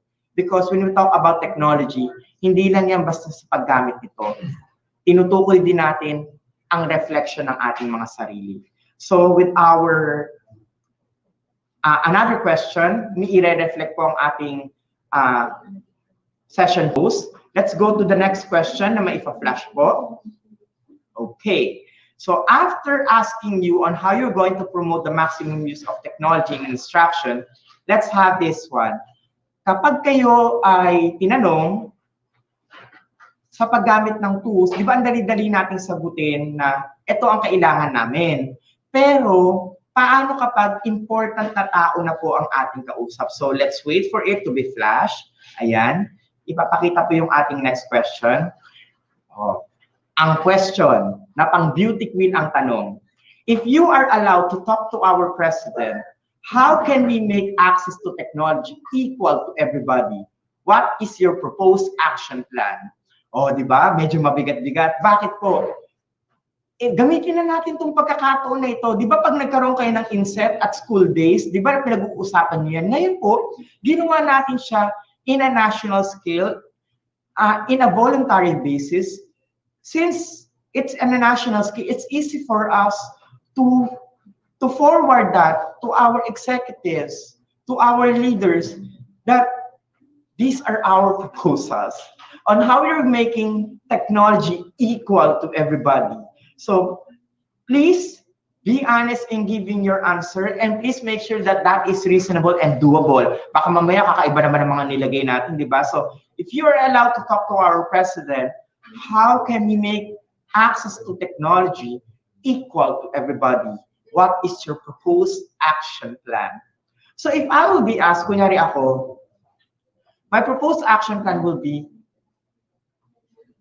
can we have a commonality among all teachers, whether they are in the province, in the city, whether they are ALS mobile or ALS teachers, ang importante ay equal ang kanilang natatanggap na oportunidad. If a training is given, provide it. If someone is given internet connectivity, load, provide it. Kailangan equal ang opportunity. Yun po ay aking perspective, hindi yun ay perspektibo ng DepEd. Ulitin ko yun ay aking opinion. So nagbibigay lang ako ng aking example if I will be asked with this question. At nakakatawa, karamihan ng sinabi dito ay free and stable internet. I believe that if nakikinig sa atin ngayon si Pangulong Duterte, ang kailangan talaga ng mga teachers, para magkaroon ng equal access and opportunity is to have a stable internet connection. And I believe as a teacher, if we have a stable internet connection, it will give progress not only with the educational system in our country, but also with regards to our business, with regards to our economy, and also with other sectors involved. Hindi lang po education. Kaya maraming salamat sa pakikibahagi sa amin at handa na po ako ulit na sumagot ng mga questions ninyo. Ang mga nakita ninyong PowerPoint presentation ay all reflective in format. These are all the best practices and challenges that I think it will be useful to you to reflect on. At yan ay madadownload ninyo sa LMS. Okay, so thank you very much for listening and attending to this session. Yes, thank you very much, Sir Mark. So while we are waiting for the questions from our teachers, we just would like to remind everyone regarding forms that are circulating right now. So based po dun sa binigay naming instruction kanina that the Google Forms will only be used for your questions that will be sent to our speakers. So right now kasi Teacher May, meron tayo nakita that we have this attendance for the virtual in-service training. Yan, yung kulay pink for public school teachers. So definitely this one po ay hindi po nanggaling dito sa EdTech unit. So katulad nga po ng sinabi namin kanina, the registration wherein you're going to have your attendance will be through the PDLMS or for the Professional Development Learning Management System.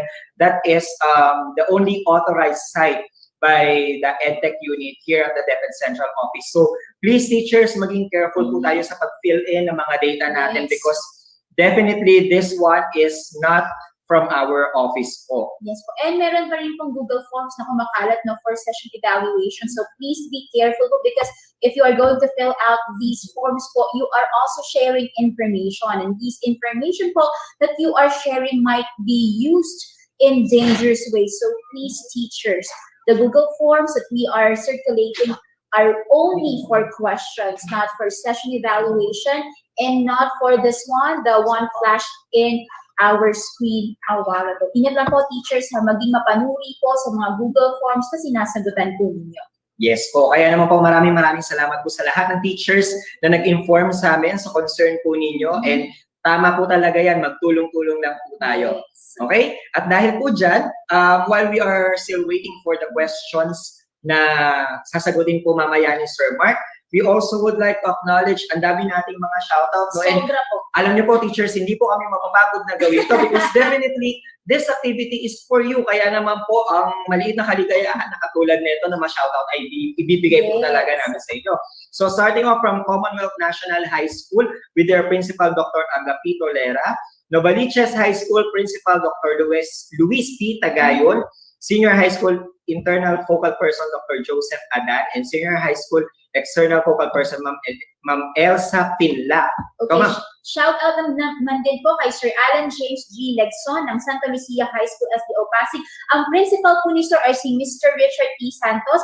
Ganun din po kay Ma'am Maria Hanna V. Kendosa ng Dr. Celodonio A. Salvador Elementary School, Division of Manila. Principal po niya ay si Ma'am Reynora Laurenciano. Shout out din po kay Sir Pedro Caigoy ng Cruz Naligas High School po.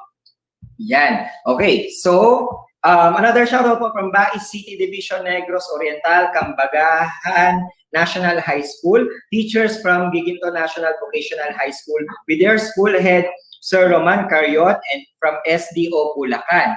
And I think nakikita po natin ngayon sa screen natin, Teacher May, isa pong teacher from Santa Maria Elementary School, Yes, sir.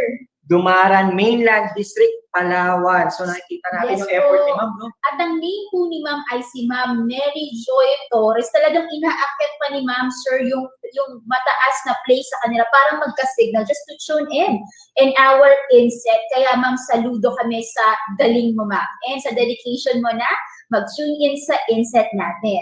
Opo, so ayan, katulad nga ni Ma'am, no? Talagang lahat tinawid ang bundok. Mag-ingat lang po, Ma'am, baka medyo maulan po ngayon siya kasi medyo maulan dito sa NCR. Okay? Also, we would like to Shoutout po sa Ismael Matay Senior High School with their principal, Dr. Modesto G. Villarin, MAPI Department from Ma'am Carla Sangoyo. Shoutout also to Arnedo Elementary School with their school head, Rosemary Tabarejos, and all the teachers of District of Bolinao with their PSDS root kaalaman from Ma'am Hannah and Sir John Wilber Gale. Alright, shout out din po sa teachers ng Division of Angeles City headed by SDS Dr. Maria Irene P. Tamayo, and then po sa mga teachers ng San Roque Elementary School. Pinakabati po kayo ni Ma'am Angie de los Santos. Hello po sa aking senior sa PNU, Sir Mark Rainier Crespo Ignacio. Ayan. So also, shoutout din po sa SDO Dagupan City. Ayan. So alam ko na ang edtech ay papunta po talaga sa mga regions na to. Headed by SDS Mr. Aguedo C. Fernandez, ASDS Ma'am Criselda Ocang, Bliss Elementary School, School Head Ma'am Shezidi E. Agas, Tangos 1 Elementary School with their principal Ma'am Maria Fe Jubilo and Mr. June Lucas, Las Piñas Elementary School Central, Dr. Riza Melievo, ayan, kapitbahay ko po yan si Ma'am Melo po. Then, Ma'am Beatriz Ambat of Doña Manuela Elementary School, Maribel San Miguel of Las Piñas East National High School, SDO Caloocan, Shelito Zamora Junior High School with their AB Department Head Jocelyn Tarayo and their principal Sir Alvin D. Angos from Ma'am Melody Sanchez. So ito medyo malayo-layo sa Negros Occidental po, sa Dianay National High School, sa principal po nila, Sir Glenn Gabriel. Hello po sa inyo dyan. And I would like to greet these people, Jus Tabian, Charles Malpong, Sir Vin Manalili, Dave Infanzo, Joshua Garcia, Kirsten Gale, Robinson Taytayon, Joe Berriap, Marjorie Lapugot. Hello. Ayan po. So may pa-shoutout din po. Sir Ronald Celino and Teaching Force Amparayaw, National High School, Pangasinan 1. Ayan. So, ready na po yung ating questions? Are they ready? Ayan. So, dahil wala pa po, Tuloy-tuloy lang tayo, sure. yes. So, we also would like to shout out po magandang buhay po kay Teacher Mabe, Teacher Riza, and Teacher Racy ng Parulan Elementary School and CAA National High School, Dr. Efren Parilla, MAPE teachers, and faculty. Alright, I would like to say thank you to the teachers of Navota Central Elementary School and Tangos Elementary School for sharing your talents through your sailor pupils for my English 5 lessons. Thank you po sa mga schools na ito. Ayan po. And also lahat po ng ITOs ng Region 1. Ayan, shout out po sa inyong lahat. And alam ko yung Region 1, Region 2, Region 3, alam ko talagang i-invade na yan ng EdTech. Kaya naman yung mga nasa NCR, wag po tayo magpapahuli dito. Karirin na po natin yung napakagandang opportunity na binibigay sa atin ng EdTech. And also, we would like to greet yung mga tech titos natin from Cavite. Ayan. So sila yung mga tumutulong po sa atin to make this event very much possible and successful. Okay, kinakabati rin po ni Ma'am Marites Castillo de Sena ang Kapitbahayan Elementary School ng Navotas. Hello po. Yes, and of course, ang ating mga DepEd TV teacher broadcasters mula kinder hanggang grade 12. Yes. Ayan, so ang ating mga itulay tutors and ma'am, ang ating mga ALS teachers, ito yung mga ALS teachers natin talagang sobrang sisipag po. Yes. And as well as ang dedication din ng ating mga SPED teachers. Magandang hapon po sa lahat. And speaking of dedication po, I would like to greet the grade 5 teacher broadcasters under EP Andres Bonifacio. Sir, alam mo ngayon, nag-workshop sila, no? Brainstorming for the quarter 3 episodes. Hello mga moms and sirs, no? Good luck dyan and I miss you all. Yes, and of course, pa-shoutout din sa Lucero Elementary School, Ma'am Gina N. Valdez, Principal 2, PSDS, Ruth Kaalaman, and all the teachers. Ayan. So magandang hapon po sa lahat. Okay, so again, we would like to remind you teachers po no, na yung kumakalat po na Google Forms ay hindi po galing dito sa EdTech Central Office. Ang kailangan lang pong gawin ay mag-fill up po tayo sa PDLMS. So ngayon po nakaka-encounter tayo ng surge. But we would like to remind you that you are not required to register po agad-agad. So pwede naman po siya, we're going to have it open naman, di ba, Teacher May? Yes, Ayan. and then dumako naman tayo sa mga good comments no dun sa ating presentation led by Sir Mark. Sabi ni Joralyn Rosas Edukalidad, Well done, Sir Mark. Thank you for sharing your expertise. Meron din po, sabi ni Ma'am Estrella Ponte de Leon, thank you for being mindful of the seasoned teacher, Sir Mark. So talagang na-appreciate ni Ma'am kung gaano na-emphasize ni Sir na we cannot really have new teachers without these seasoned teachers. We sincerely want to learn the new educational technology to help our students more. Tama ang sinabi ni Sir na siguro they are just intimidated pero they really wanted to learn the new technologies. Yes, and at this point, our questions are now ready. Sir Mark, are you ready to answer po? All right.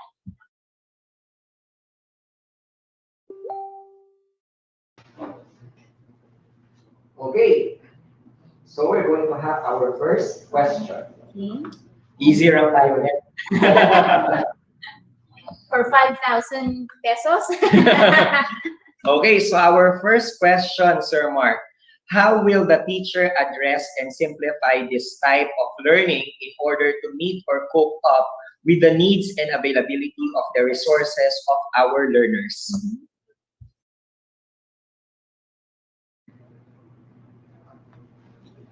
I always believe that in order for a teacher to address this, there is a support coming from the division, the regional offices, and the central office. The teacher alone cannot do it. Therefore, we ask for our leaders in the department to please help out our teachers. They cannot move by themselves. We need to assist them. So in order to address this one, to have these resources, a political will can do it. So to our leaders in the division offices, if you have something, your custom fit resources, then provide that one with your teachers. Kung wala naman po sa division level, iakyat natin sa regional scale, provide it. At kung wala, at ito talaga ang aking pinapanalangin, sana dumating ang panahon na ang mga materials ay maging centralized para hindi po nalilito ang mga teachers kung saan po ito kukunin. Alam ko yan ang panalangin ng bawat guro, yan ang inyong boses, at ako yung mismo ang aking sinasabi dahil yun ay aking honest opinion. Uulitin ko, ito ay aking opinion dahil tinanong ako sa ganyang kasagutan. Hindi po yan sagot ng DepEd, pero yan ay sagot ko bilang isang tao, bilang isang guro. And I always appreciate our teachers. Walang etchos to dahil ang mga guro natin ay talagang nahihirapan. Hindi nila alam kung saan kukunin. Ang dami kong natatanggap na tanong na, Sir Mark, do we already have modules? It's always hard to explain that we are still waiting for it to arrive. Kaya naiiyak ako. Bakit kaya? Kasi sino ang mahihirapan at sino ang magdadala ng burden na ito? At the end of the day, it's not the higher officials actually. It's our teachers because they are the one closest to our learners. So, ako po, ang linya ko ay nasa edtech. Ang aking maipapangako ay to provide a good edtech tool para maitawid natin ang pagkatuto. But I don't have a command regarding our modules.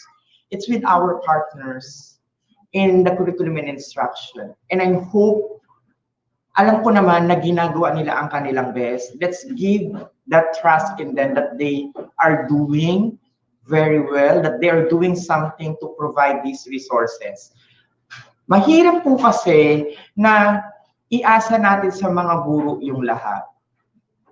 Napakahaba ng panahon na kanilang hinintay para sa mga modules, napakahaba ng preparasyon. Kinakailangan ipakita natin sa ating mga kaguruan ang ating legwork din. Hindi puro salita, gawin ito para sa mga guro. So I hope with that answer, wala po akong kinakalaban po o wala akong sinisisi. Ang aking pong pino-point out dito ay nakita natin kanina sa survey na ginawa natin na ang modular materials ang baseline material ng mga guro. Let's provide that.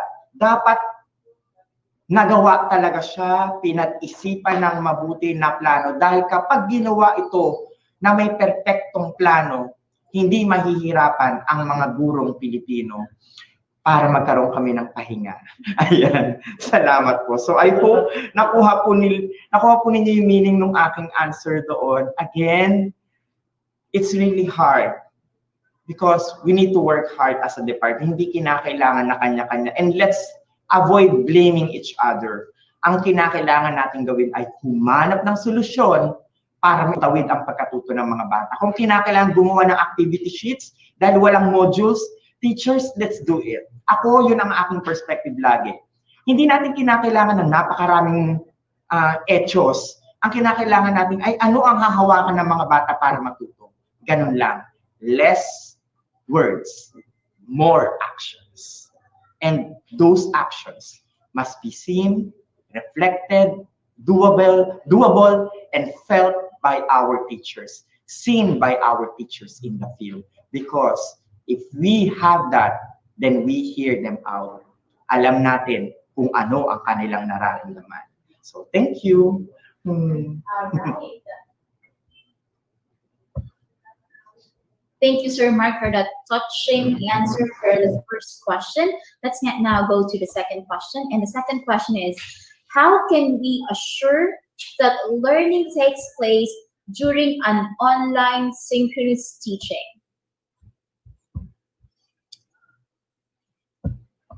For me, it's simple to determine if our learners do really learn in a synchronous and asynchronous way of teaching. Have a candid assessment. Di ba nga, na-mention ko kanina, have a feedbacking mechanism. Kinakailangan yung ating question ay witty. Ano yung ibig ko sabihin doon? Kapag ginawa natin very objective ang ating mga tanong, halimbawa, sino ang Pangulo ng Pilipinas sa panahon ng mga Hapones? Ganun lang ang ating tanong. Ang dali i-Google, di ba? So, shallow. Paano natin masasabi na malaki talaga ang kanilang natutunan? Ibahin natin ang tanong. Kung ikaw ay naging Pangulo sa panahon ng digmaang, nung panahon na yon, ano ang iyong gagawin para makatulong sa mga Pilipino? Di ba? Something creative. Dapat ganun ang way of questioning para malaman natin kung meron ba silang natutunan. Teachers should know how to create these creative questions. At iwasan natin yung questions na isa lang ang sagot. Yung very shallow talaga, maganda na na-express at na-explain ng mga bata ang kanilang perspective. Sa pamamagitan nun, masasabi natin epektibong natuto sila. Kagaya sa ating face-to-face instruction. Isn't it that when we conduct our face-to-face instruction, ang bilis natin sabihin na yes, yes, and yes. Pero sa online instruction, paano natin mag-engage? Pwede mo naman silang i-chat, pwede mo silang kausapin onto the side, you can have a chat or call para lang mag-engage. Simple kamustahan. Learning, utilizing technology should not be that box. Yung dekahon, it should not be box. Because nakita nyo nga di ba ang symbol ng internet? Letter E nga pero pabilog. Dapat we know how to circle it and engage our learners collaboratively. Hindi natin sila bibilugin pero itinuturo natin ang epektibong paraan sa paggamit nito. So I hope I have answered that one clearly. So again, paano natin ma-assure? Babalik yan sa teachers. If nakita mo na ginawa mo 100% at ang way of questioning technique mo ay nandoon, matutukoy at matutukoy mo kung talagang natuto ang iyong mag-aaral. Okay? Thank you.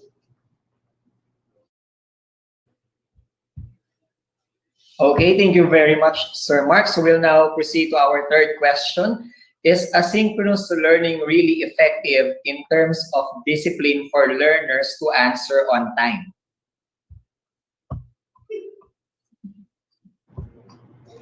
Ako yung tumawa. Ayan. Bakit po ako napahagik? When we have asynchronous activity, it's like a gamified activity that they can repeat several times. Parang constant practice makes perfect. Because if that is gamified, talagang masasabi ko learning will take place. Bakit?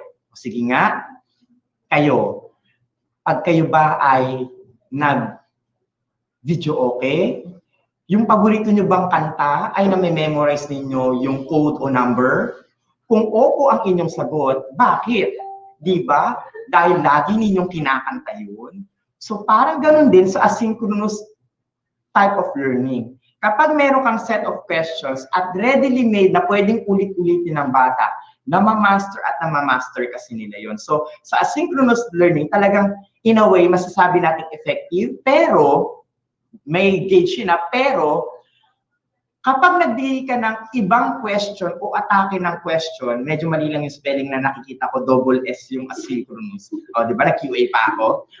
So, if ever we have it, ayan, o edit yun na yan, o may ma-okray tayo. So, if ever you have these things na online asynchronous, ang ating tatandaan lagi ay dapat engaging, compelling, effective, at fun talaga. Kasi pag ginamify natin yun, habang inuulit-ulit ng ating mga learners, talagang natutunan nila yung concept. Ang challenge lang doon ay, kapag nagwiliba ako ng panibagong question, kaya-kaya nilang sagutin. That's why it's important for you to have a session on how to create an artistic question, the art of questioning. So, with our school heads and principals who are currently watching, meron akong isang request. Kung meron kayong gagawin na programa sa inyong school, I think the best one would be having the art of questioning. Kasi yun ang kulang na kulang sa ating mga teachers. Bakit ko po nasabi? Sanay na sanay tayong magtanong ng low-level questions, pero takot na takot tayo kung paano natin i-atake ng high-level questions. If you want that, I'll promise, DepEd EdTech unit will have one session about the art of questioning. And we will be having experts in the field na makakasama para i-deliver yun. Promise ko po sa inyo, we will have that anytime soon. At sa mga school heads, yun po ang aking payo para mas lalong humusay ang ating mga guro. Kasi nagsisimula lahat ng pagkatuto sa magandang pagtatanong.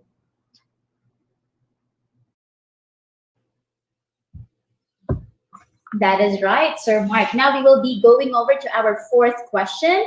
I think I have a hard time reading this because the letters are very small. Thank you to our technical director. Here's the question, Sir Mark. What best practices can you share in terms of handling learners who are non-readers, whose parents are also non-readers and are living in a distant and hazardous area in a modular learning modality?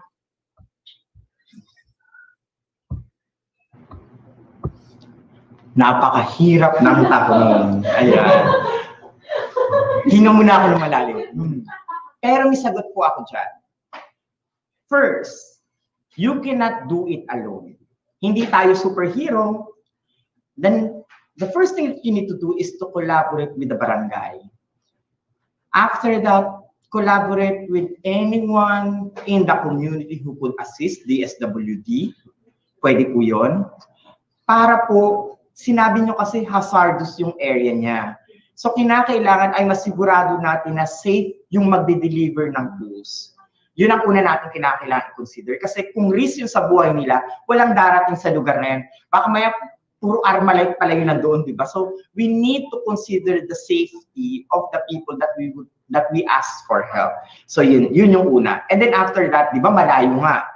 Dahil malayo, coordinate with someone na pwede mong magamit na pwede mong sakyan para makapunta ka doon sa lugar na yon.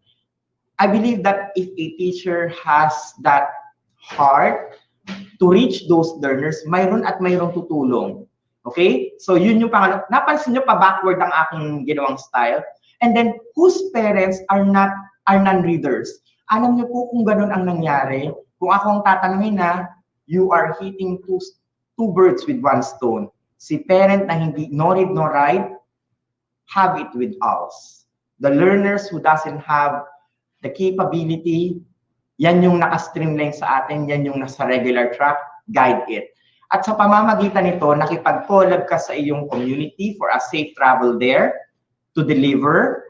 Sunod, humanap ka ng partner or stakeholder na makakatulong for transit. And third, collaborate with an ALS mobile teacher to support the parent and you as a teacher to support the learner.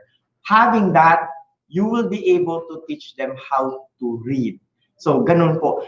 Hindi ko sinasabing parang simple lang. Alam kong mahirap po yun. Sapagkat mahirap turuan talaga ang tao na nakulang sa capability gano'n. Ang kinakailangan lang natin ay isipin natin na kaya natin gawin.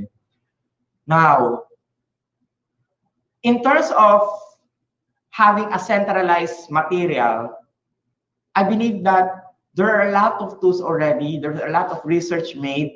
Kinakailangan lang ay gamitin yung mga kagamitan na ito at maibaba sa field para matulungan ang mga mag-aaral natin na matutong bumasa at matutong sumulat. For example, in ICTS Educational Technology Unit, we have e-tulay sessions. Sa e-tulay, meron po tayong math remediation program para magabayan yung mga bata na hirap pang magbasa. But again, it's utilizing technology. What if they don't have that tool? Wala rin sa kanilang kuryente. Talagang mahirap. Again, that is a different story now. Collaboration with local government officials is necessary with the barangay para matulungan po yung ganong klase ng scenario. So, it's not really the work of a teacher alone. It's a collaborative effort. Yeah. Salamat po.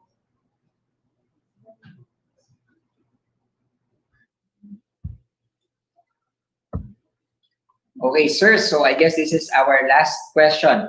How can we help our pupils even if we introduce the asynchronous and synchronous and yet they have poor connection?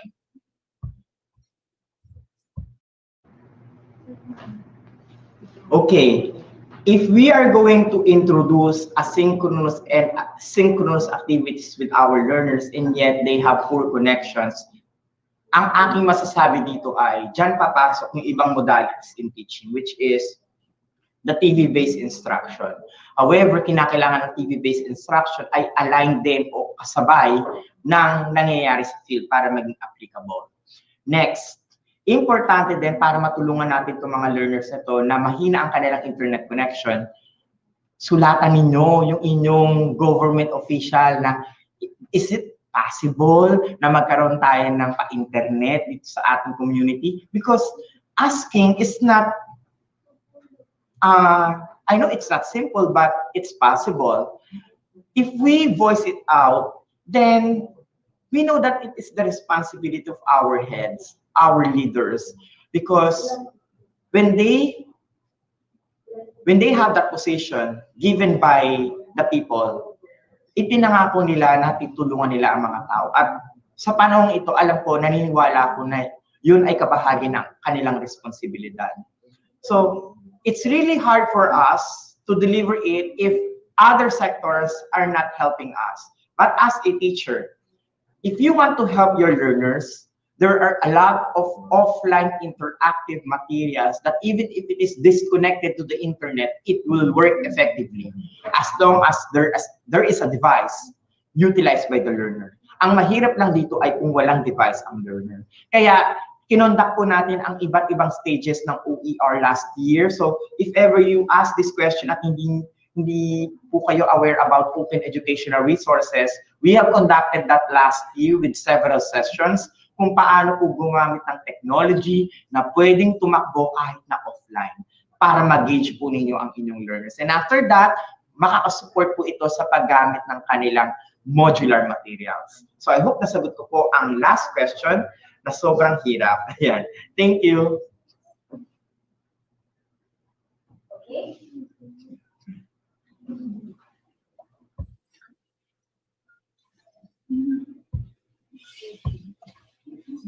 Okay, thank you, Sir Mark, for answering the questions of our audience today. Alam mo, sir, ang dami kong learning ngayong araw na ito, no? So I will ask you, sir, what's your one big word that will summarize your learning for today? Actually, for me, it's all about innovation. Mm-hmm. Yeah, kasi as we start with DepEd TV and all the innovations na pwede nating gamitin for our class, sobrang nakakatulong siya for teachers, lalong-lalo na those who are having their online classes and as well as their modular classes na ngayon. So for me, innovation yung aking word for today. Ako, sir, asmo ko. So ikaw naman, May, Teacher May. Ayan. Ayan, Sige, gawin natin parang pang Miss Universe. Okay. Ako, may dead word for today is puso, no? Kasi yung mga reports, puso talaga, no? Yung mga reports, tsaka yung mga programs ng ETU, no? Pati yung sinasabi ni Sir Mark about the synchronous and asynchronous, these things would not be great without doing it using your heart. Alam mo yun? Actually, naalala ko yung isang saying dyan. Sabi nga, education of the heart is the heart of education. And you cannot do great things without love, sir. Laging nasa puso. Nasa puso. Kanta talaga, no? Nasa puso. Talagang sa puso lamang, no? Kadenang ginto ba to? Ayan. Okay, so that's it, no, for our reflections for today. Innovation and puso. Ayan. So that is why we also would like to inform everyone po, lahat po ng mga teachers natin. As of today, ngayong 4 p.m., meron na pong nakaka-receive ng mga certificate of attendance and certificate of participation because activated na po yung reflective questions and quiz this afternoon. So once masubmit nyo po yung answer sa reflections ninyo and masubmit po yung quiz, then madadownload na po automatically yung certificate of attendance and participation. Okay, baka po note ko lang na baka yung ibang attendees or audience natin ay makaranas ng low or poor connection sa website. Yun po, no, sa sobrang dami ng users at sa sobrang sabay-sabay na uma-access ng website, baka yun po. So, don't worry naman po, hindi naman po nawawala yung mga courses natin. So, tiyaga lang po. Patience the virtue. So, if ever hindi po kayo maka-access today, don't worry. If ever bukas po, okay na po yung servers natin at kinaya po yung system natin dahil hindi na po tayo nagsa-search. Pwede nyo pong sagutan yung mga questions na yun. Then, right there and then, pwede nyo pong makuha yung inyong certificate of attendance and certificate of participation. So, don't forget to log in to training.deped.gov.ph. Again, that's training.deped.gov.ph. Okay. So, shall we go to the shout-out, sir? Yes, habang nag-shoutout po kami sa lahat ng mga teachers that are requesting, we also would like to inform you of the evaluation na gagawin natin for today. So ito po ang totoong evaluation galing dito sa EdTech unit from the DepEd Central Office. Note ko lang, sir, na hindi ito yung evaluation session na kumakalat po earlier, ha? This is the official evaluation form para po sa ating session for today. Again, this is the official evaluation po for our session for today. Or if there are earlier evaluation po, hindi po yun yung mga official forms. Ayan, so get ready with your phones. Paki-open na po ang ating mga scanners. At ito po ang ating day 1 session evaluation. Okay? Ayan. So while we are having the evaluation, habang nag-grab po kayo niyan, habang nagsascan kayo, we would like to make some shout-out po for SDO Nueva Ecija with their SDS Dr. Jessie D. Ferrer, SDO San Jose Nueva Ecija, SDS Dr. Johanna Gervasio, and SDO Mapalahat, Dr. Erickson Sabacan. Okay, apo, full support po ang principal natin from General Vito Belarmino Educated National High School ng Silang Cavite, Principal Flor de Lisa A. De La Rosa. Tapos po, hello po sa mga watchers natin sa Region 2. And then hello din po sa Nilo District. Ang principal mo ay si Principal Noemi Brule. Correct me if I'm wrong. And then, ang kanilang SDS po ay si Sir Wilmer Gahile. Hello din po kay Ma'am Dalisay Cordero Comede. Miss you, ma'am, from San Remigio 2 or San Remigio 2 of Cebu Province Division. And also, shout out po sa Puntayangano High School Teachers, Division of Lapu-Lapu City with their SDS Dr. Wilfreda Bongalos, DepEd Lapu-Lapu City, Office 365 Rangers, DepEd Lapu-Lapu City Coders, DepEd Lapu-Lapu City Team Casters. Sige, sir. Palayuan tayo ng mga sinashoutout, sir. Shoutout po sa mga taga-Alaska Elementary School ng Division of Cebu City. Meron din po tayo sa Upper Laperian Elementary School, at La Perian National High School in Region 9, Zamboanga del Sur. Hello din po sa mga nasa Nest Central po. Ang principal po nila ay si Dr. Sanita El Salaysay. Hello po sa mga grade 5 teachers na nagde-distribute ng USB OPG. Thank you, grade 5 teachers, for accommodating me with my sailor details. Ayan, so before we end, of course, ibibigay po namin what are the things that you have to look forward to for tomorrow. So, ang mga activities natin, but before that, may pahabol tayong shoutout. Yes po, sir, napakarami po ng pinapahabol na shoutout. Hello po kay Sir Joey Villanueva, PSDS po ng SDO Caloocan. Ganon din po kay Baby Roda Montemayor ng Carizal, Burgos National High School, SDO 1, Pangasinan. Si Sir Arcadio D. Beltran, Principal 3 ng Colos Kawayan National High School, Bautista, Pangasinan, SDO 2, Pangasinan.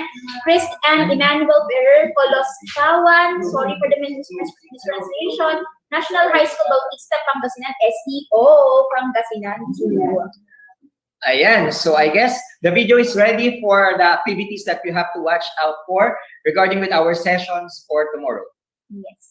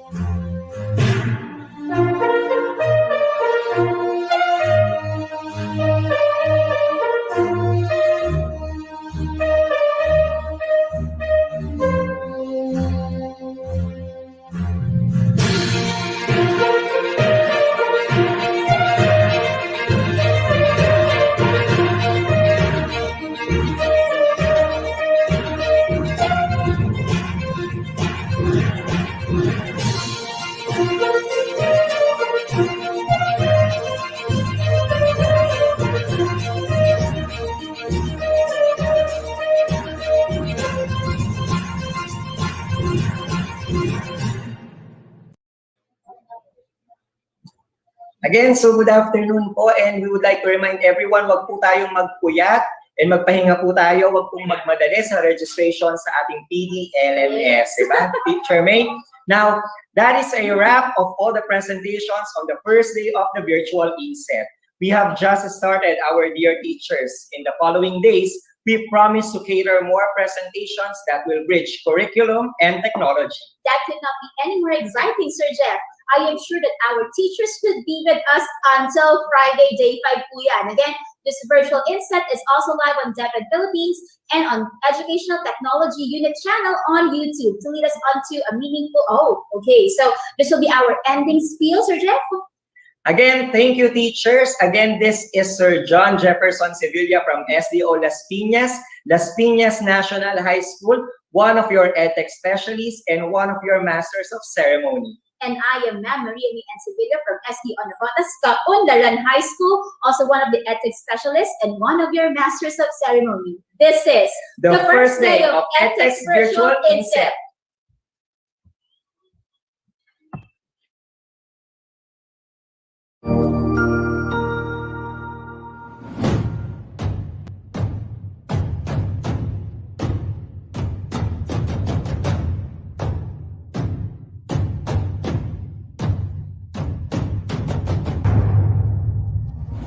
As we face the command of rapid development and technological innovation in the world, the Philippines' preparedness in advancement of its physical facilities, infrastructure, and soft skills are given focus, especially with the empowerment of teachers' capacity and capability, not only in pedagogical aspects of teaching, but the confidence in delivering instruction with the use of information and communications technology. The Office of the Undersecretary for Administration, under the leadership of USEC Alain Delby Pasqua, established the Educational Technology Unit under the Information and Communications Technology Service. Its prime function is to empower and capacitate public school teachers and learners as required by the global demand of the fast-paced development in technology.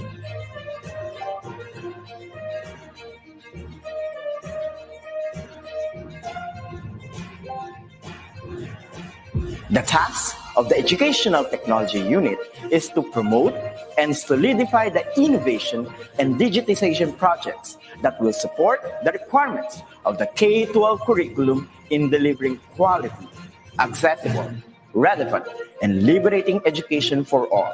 It targets different components and facets of skills development, which will enable the technological advancement of the infrastructure of DepEd. This is supplemented with empowerment training programs in emerging technologies for public school teachers.